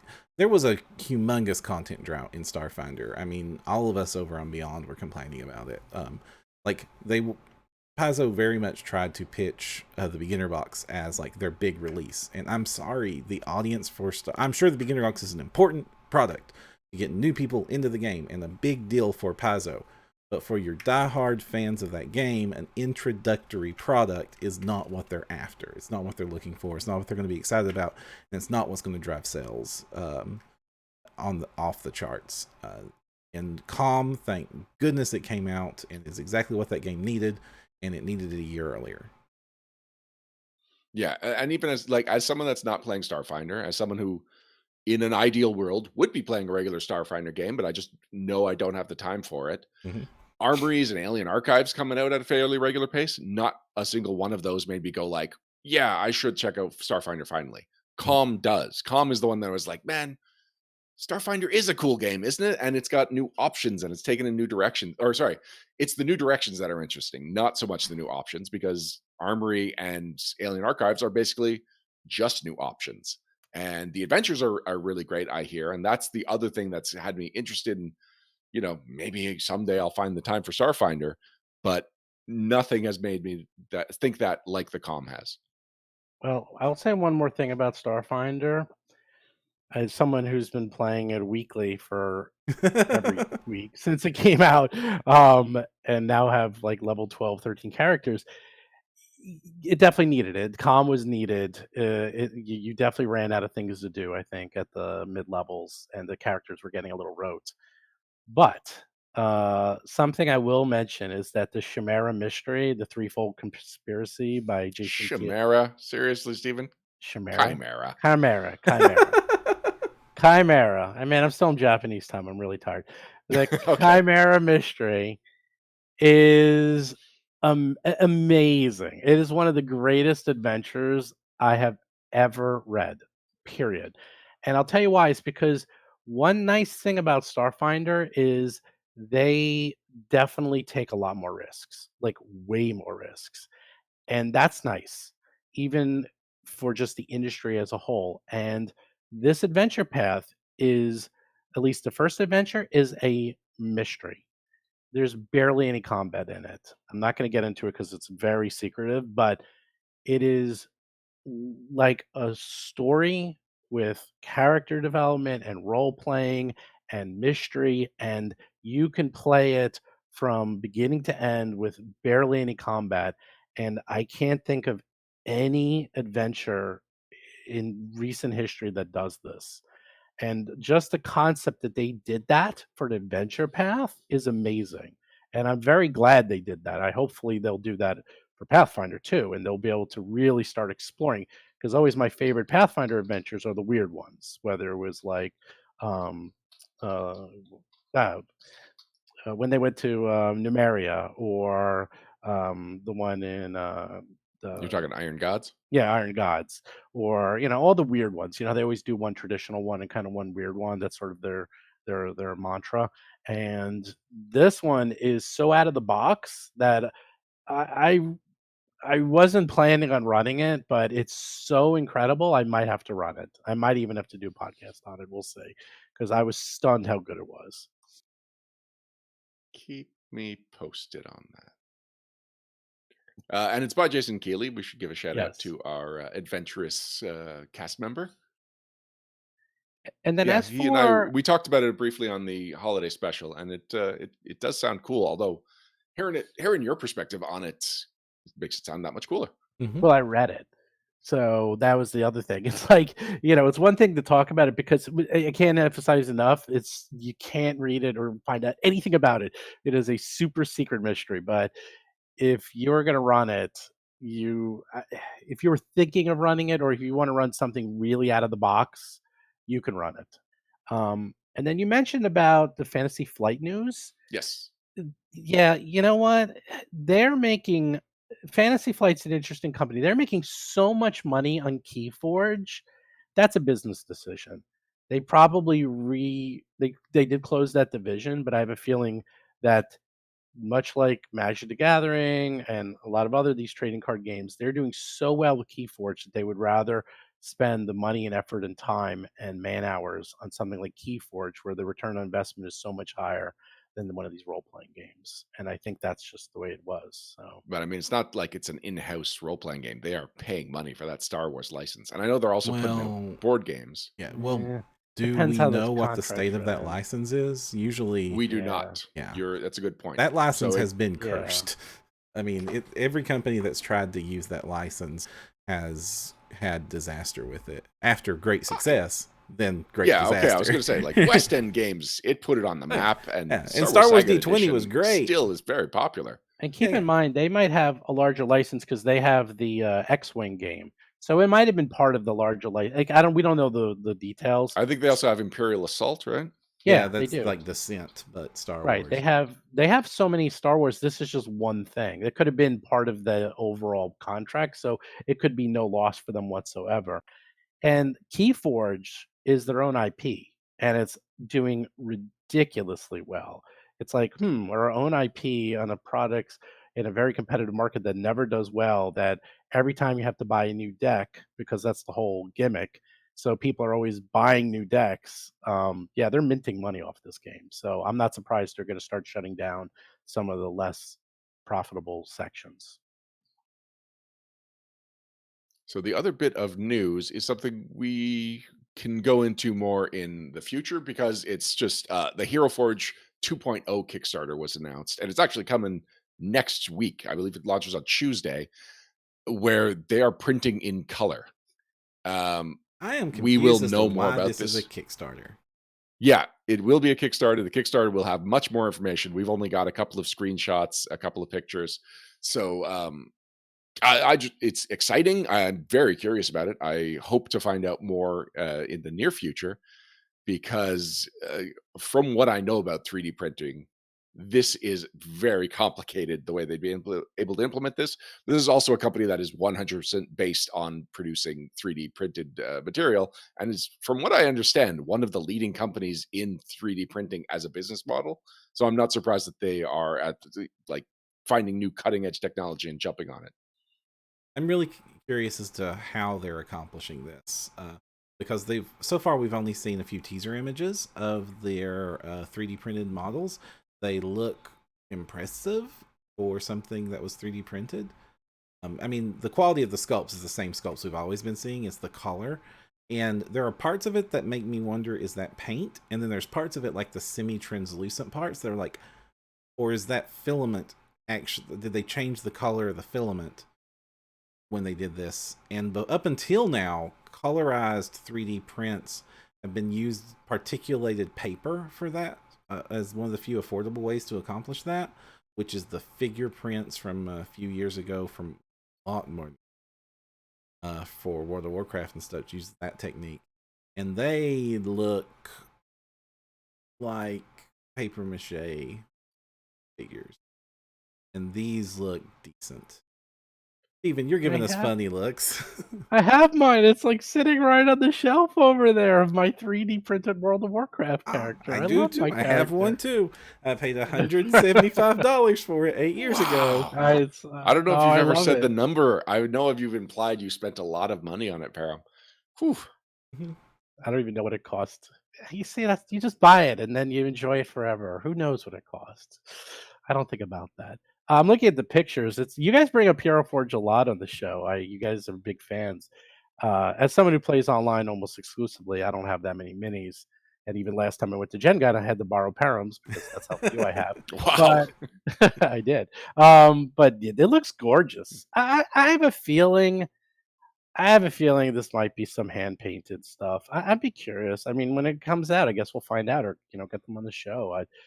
Or they're using cutting edge 3D. Who knows? I mean, if this is being done with all 3D printing this color, then that's great. I mean, it's only a matter of time, and then you're going to start seeing it everywhere. I mean, it's literally just a matter of time until somebody comes up with this method, and then it's going to be not even prototyping. It's going to be just how things are created. So Severin Laureate in our Discord found this quote from the CEO of whatever the parent company of Hero Forge is. Hero Forge is the product. The company is Sky Castle Studios, LLC. So it's Tegan Morrison. They said, yeah, the color tools will be available to everyone. We've got some cutting edge color 3D printing tech going on. We are also going to offer hand painted by a professional as part of the Kickstarter. And then they go on to some other features. So I believe, like, both the caption of this picture, which I wish I could share, but anyway, I can't. The caption of this picture is 3D color printed miniatures. The quote from the CEO, the CEO is 3D color printing. So I believe that's what we're getting, that this is not paint, but something about how the figures are made. I've seen some impressive stuff in that field. 3D printing is like something that really interests me a lot. And I've seen some impressive color 3D printing before using gimmick filaments and stuff. To like the filament itself shifts color as you use it. And that would not be possible here. I've also seen dual color 3D printers where multiple filaments. So I'm almost imagining something like a Gatling gun print head that just swivels between like 16 different colors or something. I was just thinking of a printer with a lot of different ink cartridges. I guess a Gatling gun's a cooler way of looking at Well, that. like it's not just ink cart. This is spools of plastic that are being melted and then reformed into the figure. Yeah, I'd be curious because you can, with just a few colors, make any color. So eventually, it's going to get to be like it is with regular laser printers that you could use 4, 5, or 6 filaments to create any color, just mixing it and then injecting it. So maybe we're there. Who knows? I don't follow 3D printing that much. Um, I'm curious about it, but it's not something I ever experienced in my day-to-day life. And even my kids don't really do it. It's like something that they used to do in school like 5 years ago. It's kind of gone by the wayside. So 5 years ago. yeah. It was like a big thing, like an after school club when those were that like 4 or 5 years ago when they were making the maker models and everyone had them and they would go and they make their name. That was like the big thing. You'd print out your name Hmm. and then they bring it home and they put it on the door. It's like, oh, there's my name on the door. And then I haven't seen them do one since. So that kind of was it. But you guys love those Hero Forge. They're pretty expensive though when you start. I don't know, maybe it was me. I kept adding more options. Before you know it, it was like $150. I was like, damn, man. It really adds up quick. So the thing is that I loved Hero Forge conceptually when it came out, and the quality wasn't there. But they keep adding options and they keep upping their quality. That every new Hero Forge figure I get, and I've only got, I don't even know if I have 5. Um, but every one that I've gotten is better than the last. I mean, the new ones, I believe they're resin printed, and so they're rock solid, Mhm. durable, and really sharp Actually, the quality. latest one I got was Mono Hombre, and I just bought the STL file and gave it to my friend Louis, who had a 3D printer. So I didn't even use their printing. I just getting the digital copy for $10 made it completely reasonable priced. And then after I bought that figure, the price for digital went down. Like I think it's $7 or something. I mean, I'm not complaining. I'm just showing that they continue to improve the product they're offering and adjusting things, including the prices and including what they offer. Like at one point, I wanted to make my Super Mario style character Itzumi. I wanted to 3D print him, but they didn't have a press boy hat. And I mailed their customer service and I was like, do you have this? And they're like, no, but we'll keep it in mind. And the next time I went back, they had added it. So I don't know if this was something a lot of people suggested or if it was like, that'll take us 2 seconds. We might as well add it for the $5 we'll get from this one guy. But whatever motivated it, they added it. And I got to make Itzumi with with Perram's Christmas present to me last year. Oh, Oh, look at that. And a little K on it. You're like, I wonder if I inspired it. It has a K on it. Maybe, maybe not. Why would it have a The K on it? because of your name. Itzumi. I. Oh, well, no. Well, you're the one who wrote it. You didn't write the email using your character name, did you? I did not. There you go. See? and I'm gonna start Um, emailing all companies as my character. that would be Excuse Oh, great. actually, me, did I you need see to someone's got an complain about- Aridin Twitter account? And he said he was going to be on No Direction this week. Oh, no, sorry, I'm dead. That was the whole tweet, and he tagged us in it. It was just out of nowhere. At first, I thought it was you, Steven, because we had just announced the event, and it's like, I'm going to be on No Direction this week. Okay, I'm dead. What? Maybe that was me. Oh, maybe it Who was. knows? No. I saw this, they updated the status this morning. Still dead. I'm looking at the picture. I mean, keep in mind this picture. This looks. I mean, there's gradations and stuff in this wings. This is definitely. Yeah, the painted. wings There's is no really way. throwing me off how they would do that. I mean, look at the wings. Look at the little fox. I mean, this is incredible. This is hand painted, and of course, they're going to show the hand painted options because why wouldn't you? And I'm sure, like anything, you can have a hand painted. I mean, you can get hand painted figures right now. I mean, Yeah, I heck, can. Oh, sorry. yeah. Well, there are two things we don't know that Mhm. might factor into this. We don't know what the ask is for the Kickstarter, and we don't know what the cost of this tool will be compared to the black and white ones. So maybe that's another $175 figure. And for that cost, I would expect 3D printing to get the gradation right. So right now, them shipping you a printed figure is $20 plus shipping for the That sounds decent about one? right. Yeah, it So usually comes to about $40 Canadian when I've got the conversion and shipping in there. right, yeah, because your Christmas present always costs more than everybody else's. Oh, well, thank you. No, but what I mean is, so what would the price? What would you pay for a custom PC Mini pre-painted for you? I would have to find a character that could only be done with really impressive 3D printing. Mm-hmm. You know what? No matter what, I think my upper limit is $50. Okay, I have to assume that this is going to be less than $50. Less than $50, you think? Yeah, absolutely. They get that any higher than that, and they price themselves out of their own market. I think it's going to be $50 for a very basic version. The one there, like a woman with wings standing on a rock with a little fox. Because even if that's what I gets in trouble with me. I'm looking at it right now, and I'm looking at the base, and I'm like, ooh, I can add a little rubber ducky, and I can add a little cat familiar, and I can add all this clothing and the mount and the pose and the extras and the material, and then it's like $200, and I'm like, really? I just added 12 items. Why is it so much? And they're not going to change their business model. Like whatever it's costing now, you just double it. So it's going to be the same thing. It'll be like if you have a very basic figure, it's going to cost maybe say double what it is now in color. But then if you do a more complex figure, it's going to cost more. So One thing I am looking forward to with this tool is that because like you said, Steven, you play digital games for the most part. So when I play an online game, half the time when I'm making a token for that figure, I'll just go on Hero Forge and then get a screen capture of a character. Now I can do that in color. That's the yeah. And Yeah. like it may feel like I'm using their tools, but the fact that I'm on their website and their the checkout and buy this figure button is always going to be on my screen, there's a very good chance I'm going to impulse buy something if I make an especially cool one. They They also actually, do. if I was going to say real quick, if they're smart, they already have it. I see here you can share your character on like social media. Like Yeah, that's right. I said a screen definitely. capture, but no, you're right. There are sharing tools involved. Right. I mean, make your character, and people, if they're smart, the people would make their characters or make other characters or other, famous characters in various role playing systems and share them. Oh yeah, And I've then made and you can, shared a Skeletor. There's yeah, there, plenty of yeah, others that we can see, make and share. And then when people are yeah, like, that's cool, where did you make that 3D model? Hero yeah. Forge I mean, moves I traffic watched to the site. I watched a YouTube video the other day on how to make Geralt the Witcher in Hero Forge. So I mean, that kind of content is Wow. at least compelling enough That to also get me doesn't to feel get that through 3 hard. minutes. He's got a pretty simple design. Yeah, I know. And I wasn't You got to even get it impressed with the just result, right. actually. You look nothing like Henry Cavill.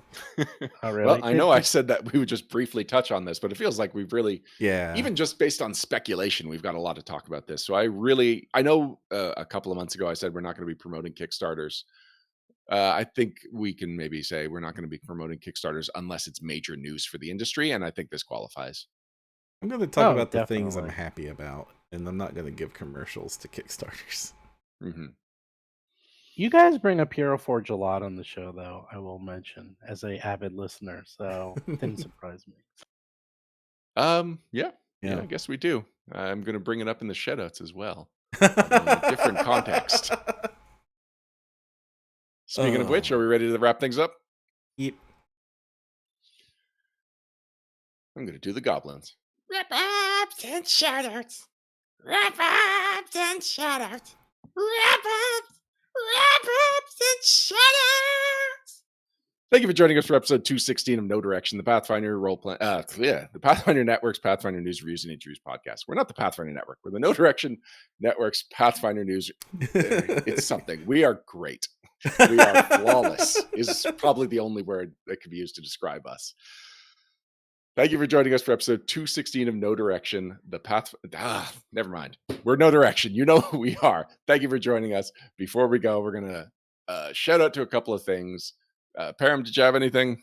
I mentioned The Witcher. The new TV show on Netflix is amazing. Go watch it. Cool. I've heard mixed things, but generally positive. I loved it. I binged it. I had to stop binging it because my mother was I was visiting with my mother, and she was like, we watched this together. This is like Game of Thrones now.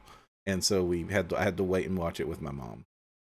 Oh, okay. See, I thought you were going to say like I couldn't watch it because my mom was in the room, but no, it's no, the opposite. No. But also the former too. It's not as bad as Game of Thrones, but this is not one to watch with the kids.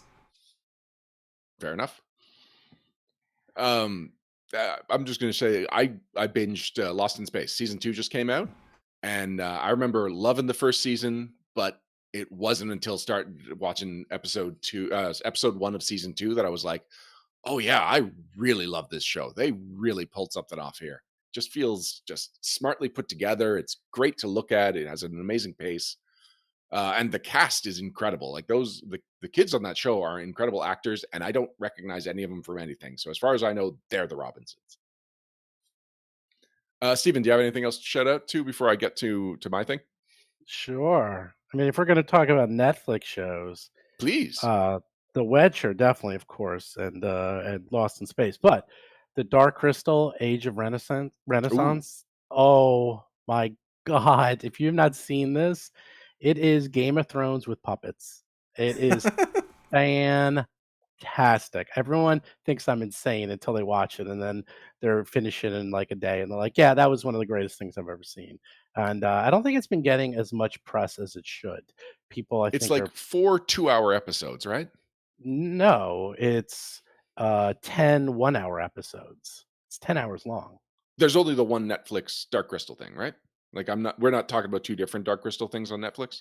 No, it's the same Dark Crystal thing, Okay. but it's 10 episodes, and they're an hour long, and it's incredible. It's really good, and the best part about it is the world building. As a GM or someone who plays role playing games, there's no humans in the game in the world at all, and everything is built. So you will sit there just thinking constantly, like, that is incredible, like just how things work in this world. So I would say that's probably the best thing I saw on Netflix last year. But then for myself, Well, you actually, just to talk about the Dark Crystal for a second. okay. It is something I tried to watch as a kid, and like when the baby Skeksis dies right at the beginning, my mom turned it off, and me and my brothers, none of us minded. Like we were just like, I don't know what this is, but this is not Muppets Take Manhattan. Yeah, the And movie then is as an nothing. adult, I tried to revisit it, and it's like, it's just so slow. Like I can appreciate the technical accomplishment, but it's not engaging. But the movie, Scarlett, my daughter, watched a lot of the Dark Crystal series, yes, and like I was getting into it just kind of watching it over her shoulder. It's not a show I sat down and watched with her because I was like, oh, it's Dark Crystal. She's probably going to lose interest in 5 minutes. But instead, I'm like doing the dishes in the other room, just kind of leaning back, trying to keep an eye on what's on the iPad because it was really intriguing from what I could hear. it's dark too. I mean, it's a pretty graphic show. There's parts where I'm cringing. And then some of the voiceovers, they got the best people in the industry. They got Mark Hamill.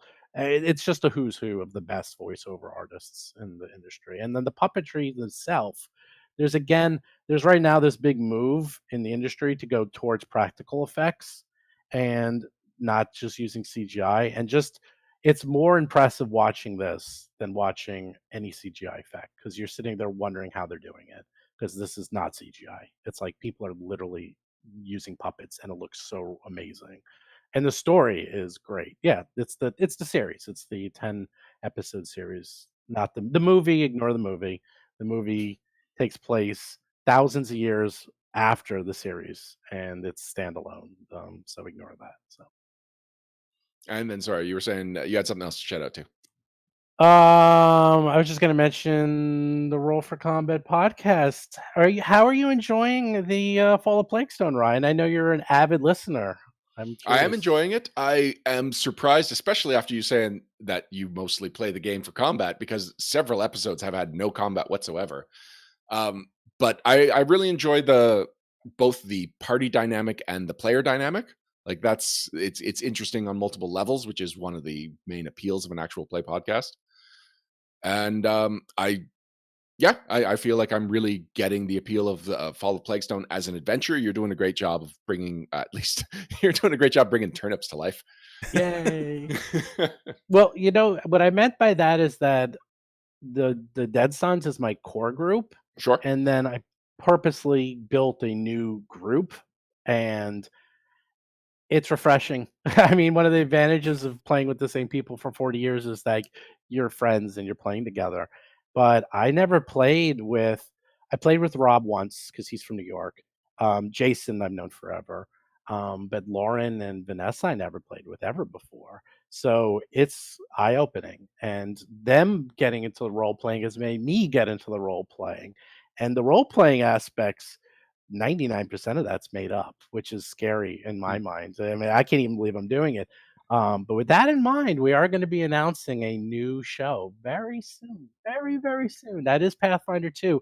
That might have Vanessa in it, and might have Lauren, and might have Rob, and might have another person from No Direction who you stole from me, kind of another Rob. I forgot his name, but we didn't steal Rob from Order you. of the Ever Die. But it's going to be heavy role playing and combat, but we're really going to emphasize and go heavy into the role playing. And they have been writing extensive detailed backgrounds, and we've been spending months planning just how the sessions will run. So that is not going to start. I'm not going to fully announce it, but you could probably guess if it's going to be an adventure path. There's only 2 adventure paths that are out right now for Pathfinder, so I wonder which one will be. And so that one is going to be coming up very soon. But I can only edit so many shows in 1 week, and 2 right now is my limit. So these shows have to end, but Fall of Plaguestone's pretty close to ending. And Unbelievable Dead Sons, after 2.5 years, is almost very close to ending as well. I know. They're both going to end nearly at the same time.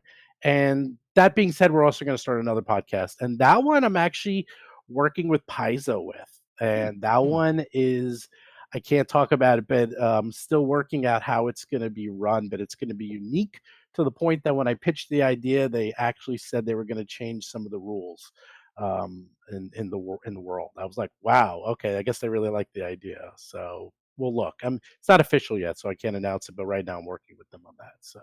So there'll be hopefully 2 new podcasts coming up when these 2 end. That's cool. I am surprised. So, because in the last episode of Plaguestone, which you put out yesterday, I believe, right? Yesterday or Monday? Yeah. Okay. I'm not sure if it's technically Tuesday. like a Monday at midnight thing. Anyway, Yep. you talked about how Vanessa's character, I don't want to spoil anything, but that there will be things extending beyond Fall of Plaguestone for her character. So I was kind of figuring maybe a follow-up, especially if it involved Vanessa, would be a sequel and would carry on with these characters. So I'm surprised to hear that you're making whole new characters for. You said you're going to be announcing it, and then you gave us a bunch of information. Do you want to just make the announcement? Well, it's probably going to be Extinction Curse. Okay. Probably, probably some circus stuff. Because who doesn't love a circus, and who doesn't love running a circus, and being the role-playing opportunities for running characters in a circus, as we're finding, are mind-boggling. So it's going to be really cool. We looked into it, and I actually was going to take some first edition adventures, because at the end of Fall of Plagues, don't assume they don't die, which still might happen. Very realistically, actually, they might all die. They will be level 4. So I was looking at a couple pre-written modules, because I like pre-written modules. There's a lot of good modules that start at level 4 from first edition. I was just going to convert them, and we're going to keep going. But we discussed it, and the concept of the circus was just too enticing, and being able to run from 1 to 20 and really starting also almost using Plague Stone as a beta for everyone so they can get familiar with the system and how to build characters. So now that they can start with a very long term, that I think it worked out. I actually want to go back because Vanessa's story will not end right now. There's like 4 sub stories, one for each character. 3 of them will end by the end of this Fall of Plaguestone, but Vanessa's won't. And if she wants, she can bring it to another GM. I'll give the background information as to how to run it because her character has some horrible things going on with her background. And if not, I will plan on maybe doing another one as long as Vanessa's up for it, and Lauren is, and Rob is, and Jason. And they were pretty gung ho about doing more with these characters because they really like those characters. I also feel it's nice to have a break. Like you would like break, do something else, and then we can go back to it, and it'll be fresh, and everyone will be excited again. So I am happy to hear you're going to be running Extinction Curse because, um, like I said when it was announced, I was surprised just how many people were super into the idea of playing a circus adventure path because it's like I thought neat. I didn't think much more than that. So I'm curious to hear people that are excited about it playing it because I doubt anyone in my local gaming groups would be interested. Plus, there is interest in Age of Ashes. Plus, there's interest in the one following Extinction Curse where you're playing City Guard and it's like the Pathfinder Yeah, procedural. So, yeah. Extinction Curse is just going to be this one that it's like, I'm never going to play in this. So, I will be playing it through you and through Roll for Combat. That's actually one of the reasons I'm running it, is that it is very open to people listening to it. One of the main reasons I didn't run Age of Ashes is because one, I think a lot of people are running it, and there are a lot of podcasts for it. And I knew it was going to be more of a bread and butter adventure because they have to teach the system, and it is. It's a very not by the numbers, but it's very not rote, very traditional. That's the word I'm looking for. Traditional adventure, and this one's not. I've already read the first 2 books. It's very out there. There's a lot of crazy role playing opportunities, and we're really, people can listen to it and just enjoy it. And because not everyone will get to run it. And not only that, how often will you ever listen to a circus run adventure? You just don't. I mean, they don't exist. There's a lot of traditional D&D type adventures and fantasy adventures and save the world adventures. There's tons of those. Which brings me back to also what I liked about Jason Keeley's modules. Like these 2 new adventure paths the Paizo are doing are so different and so out there that they're unique. You just don't get to see these things. So that's one of the reasons we're running it, is that I feel like it'll be very easy for people to listen to from a enjoyment point of view, and just like listening to shenanigans in a circus. So Shenanigan. you All right. know So the what? last thing sorry, go ahead. I was going to say one more thing. Do you guys notice that there's one word that is in every single Paizo product? Shenanigans. You know what that word is? No. Machinations. Look it up. They have it in every. I wonder if it's a trick or something that they bet with each other. I can't think of a single product. I'm always looking for it. It's always in one of their Like products. not just adventures, but like Always in their adventures and everything. It's always there. The machinations. It's such a interesting word. Look for it. You'll see it now. I mentioned it. You'll be like, "Damn it, Steve! You messed me up forever." I see that word every time I read something from Paizo. It's like if you were just talking about adventures, I'd be like, yeah, all right. Machinations is a really convenient word. It doesn't come up outside of adventures, but it would come up in adventures. But do you think the advanced player's guide is going to have machinations in it somewhere? Lost Omens World Guide has it. I know that for a fact. I mean, World Guide, the Lost Omens Guide books have it. I've seen it. I meant to ask Luis about it. I'm going to ask Eric or Luis or one of the editors or Adam Daigle about it. So asking if you're aware that you keep putting it in. And it's always once. It's only once, but it's always in there. Anyhow, I needed to get that off my chest. It was driving me crazy because I just read it again. I was reading Adventure the other day. I'm like, it's there again! It's machinations! They can't stop! And the SRD just blew up as everyone tried to search for the word. So the last thing I want to talk about is I am going to be doing an experimental blog in the next coming weeks that I want to do regularly, but it is going to be more intensive than most. And it goes back to the miniatures we were talking about. I have far too many just packs of unopened miniatures, things I bought for no reason other than to own it, like this pack of Ox that I bought for the novelty of it. So I'm going to start a blog that we'll see if it's regular, if it's occasional, or if it's a one-off. It's called Paint to Play, and it's going to be taking a miniature and saying like, I need this for a game. So what am I doing? So the first one is going to be I've got the Evil Wizards pack, and I'm going to turn one of those characters into a Hell Knight signifier, and I'm going to stat up the signifier. And this will help me learn second edition because like I've never done anything with archetypes before, and the signifier is an archetype that has another archetype as a prerequisite. And if people were wondering why I've been going on about like what's about spellcasting prerequisites, it's because I'm just trying to figure out how to make this character, and I want to explore different options for it. Because the easy way is paladin, the more fun way is like some kind of heavy armor rogue. Um, I want to see what I can figure out for it, and I already know that I'm building something I would not normally make, and I am going to paint this miniature in a certain way based on the build, and so it's synergizing much better than I expected it to when I first started it. Like I just figured I'm going to paint some Ox, and maybe I'll write an advanced Ox monster. But between like just I have Hero Forge miniatures I haven't painted, and they are too expensive miniatures for me not to have painted them. And I've still got stuff left over from Reaper Bones 1 that's just sitting there. And so this will motivate me to paint more. It'll give me content for the network, and it'll make me better informed about the game that we talk about on the network, which again benefits the network. So first one should be coming out not next week. Next week is a behind the screens, so it'll be any week that I'm not doing a behind the screens. I'm going to try and put one of these out, but it's going to take painting time. It's going to take build time. It's going to take writing. It's going to take painting, pictures. So we'll see. I'm excited about it though, and that's usually a good sign. Sounds like a lot of work. Yeah, we'll see. It sounds awesome. I know both you guys paint a lot. Not I as wish much as I'd like, and plus I split between painting action figures and painting miniatures. So painting projects are I only have so much time for them. I've actually got mock-ups of Lily and Karok from Adventurous as action figures, and I need to finish them up and paint them. Plus, I'm probably going to order some cheaper versions of some of the pieces that I'm using for Karok, so that I don't waste Knight of Asparity when I could just use a generic knight. These are all words, if you know boss fight action figures, mean something. I love painting. I used to do it whenever I was really stressed. I would paint, and it's really good at getting stress relieved to like unwind, empty your mind. I really enjoy it. I'm just too much of a perfectionist.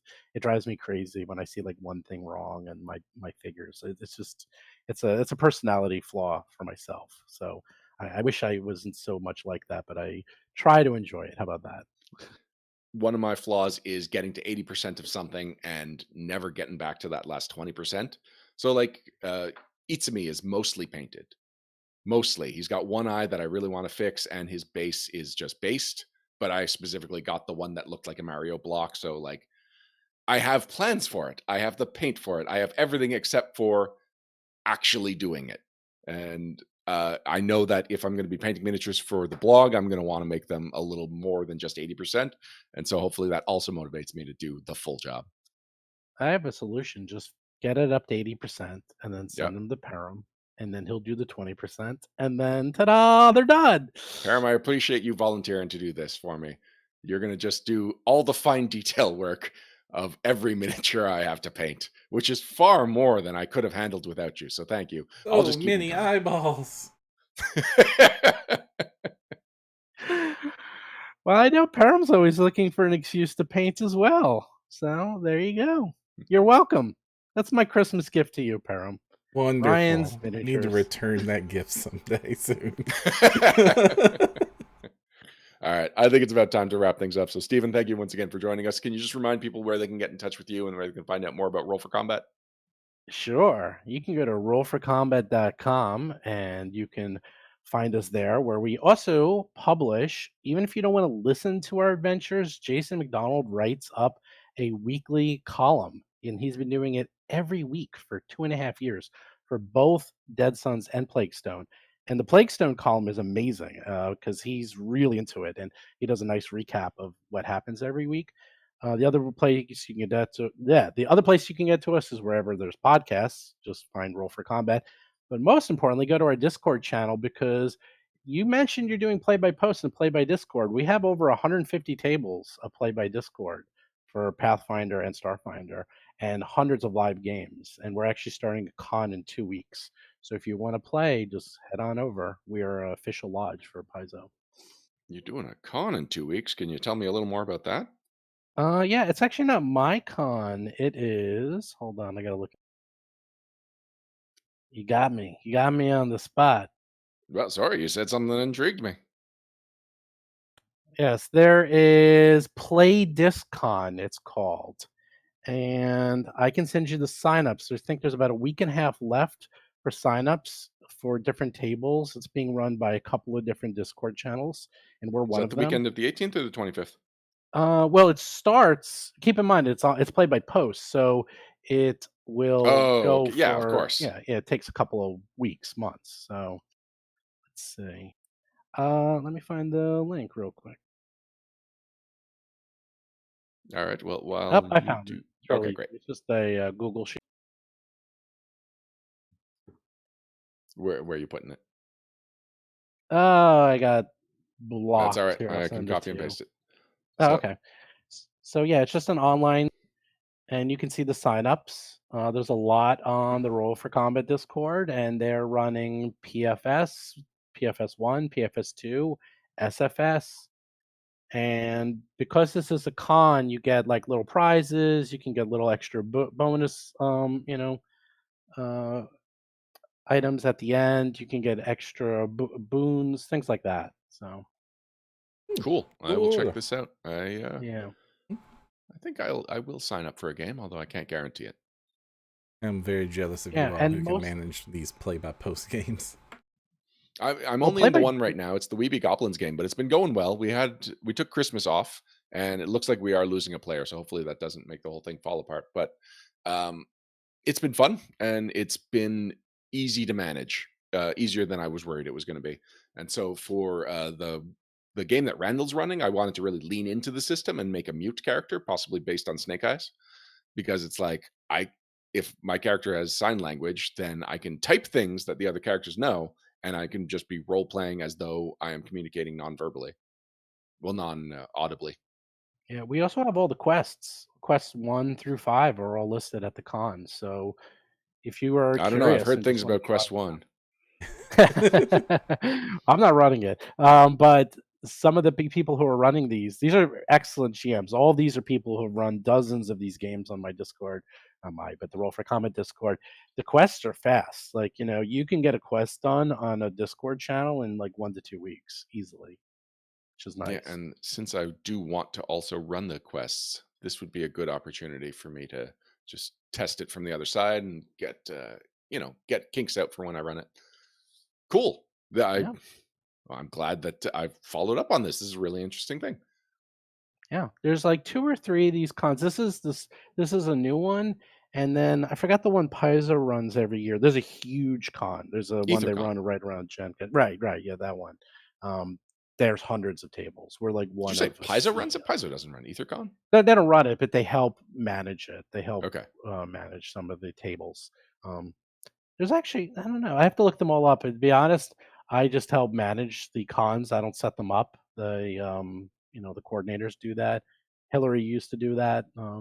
So I just help manage and set up the tables and manage the tables. They take care of the hard lifting of actually figuring out who's going to be running it.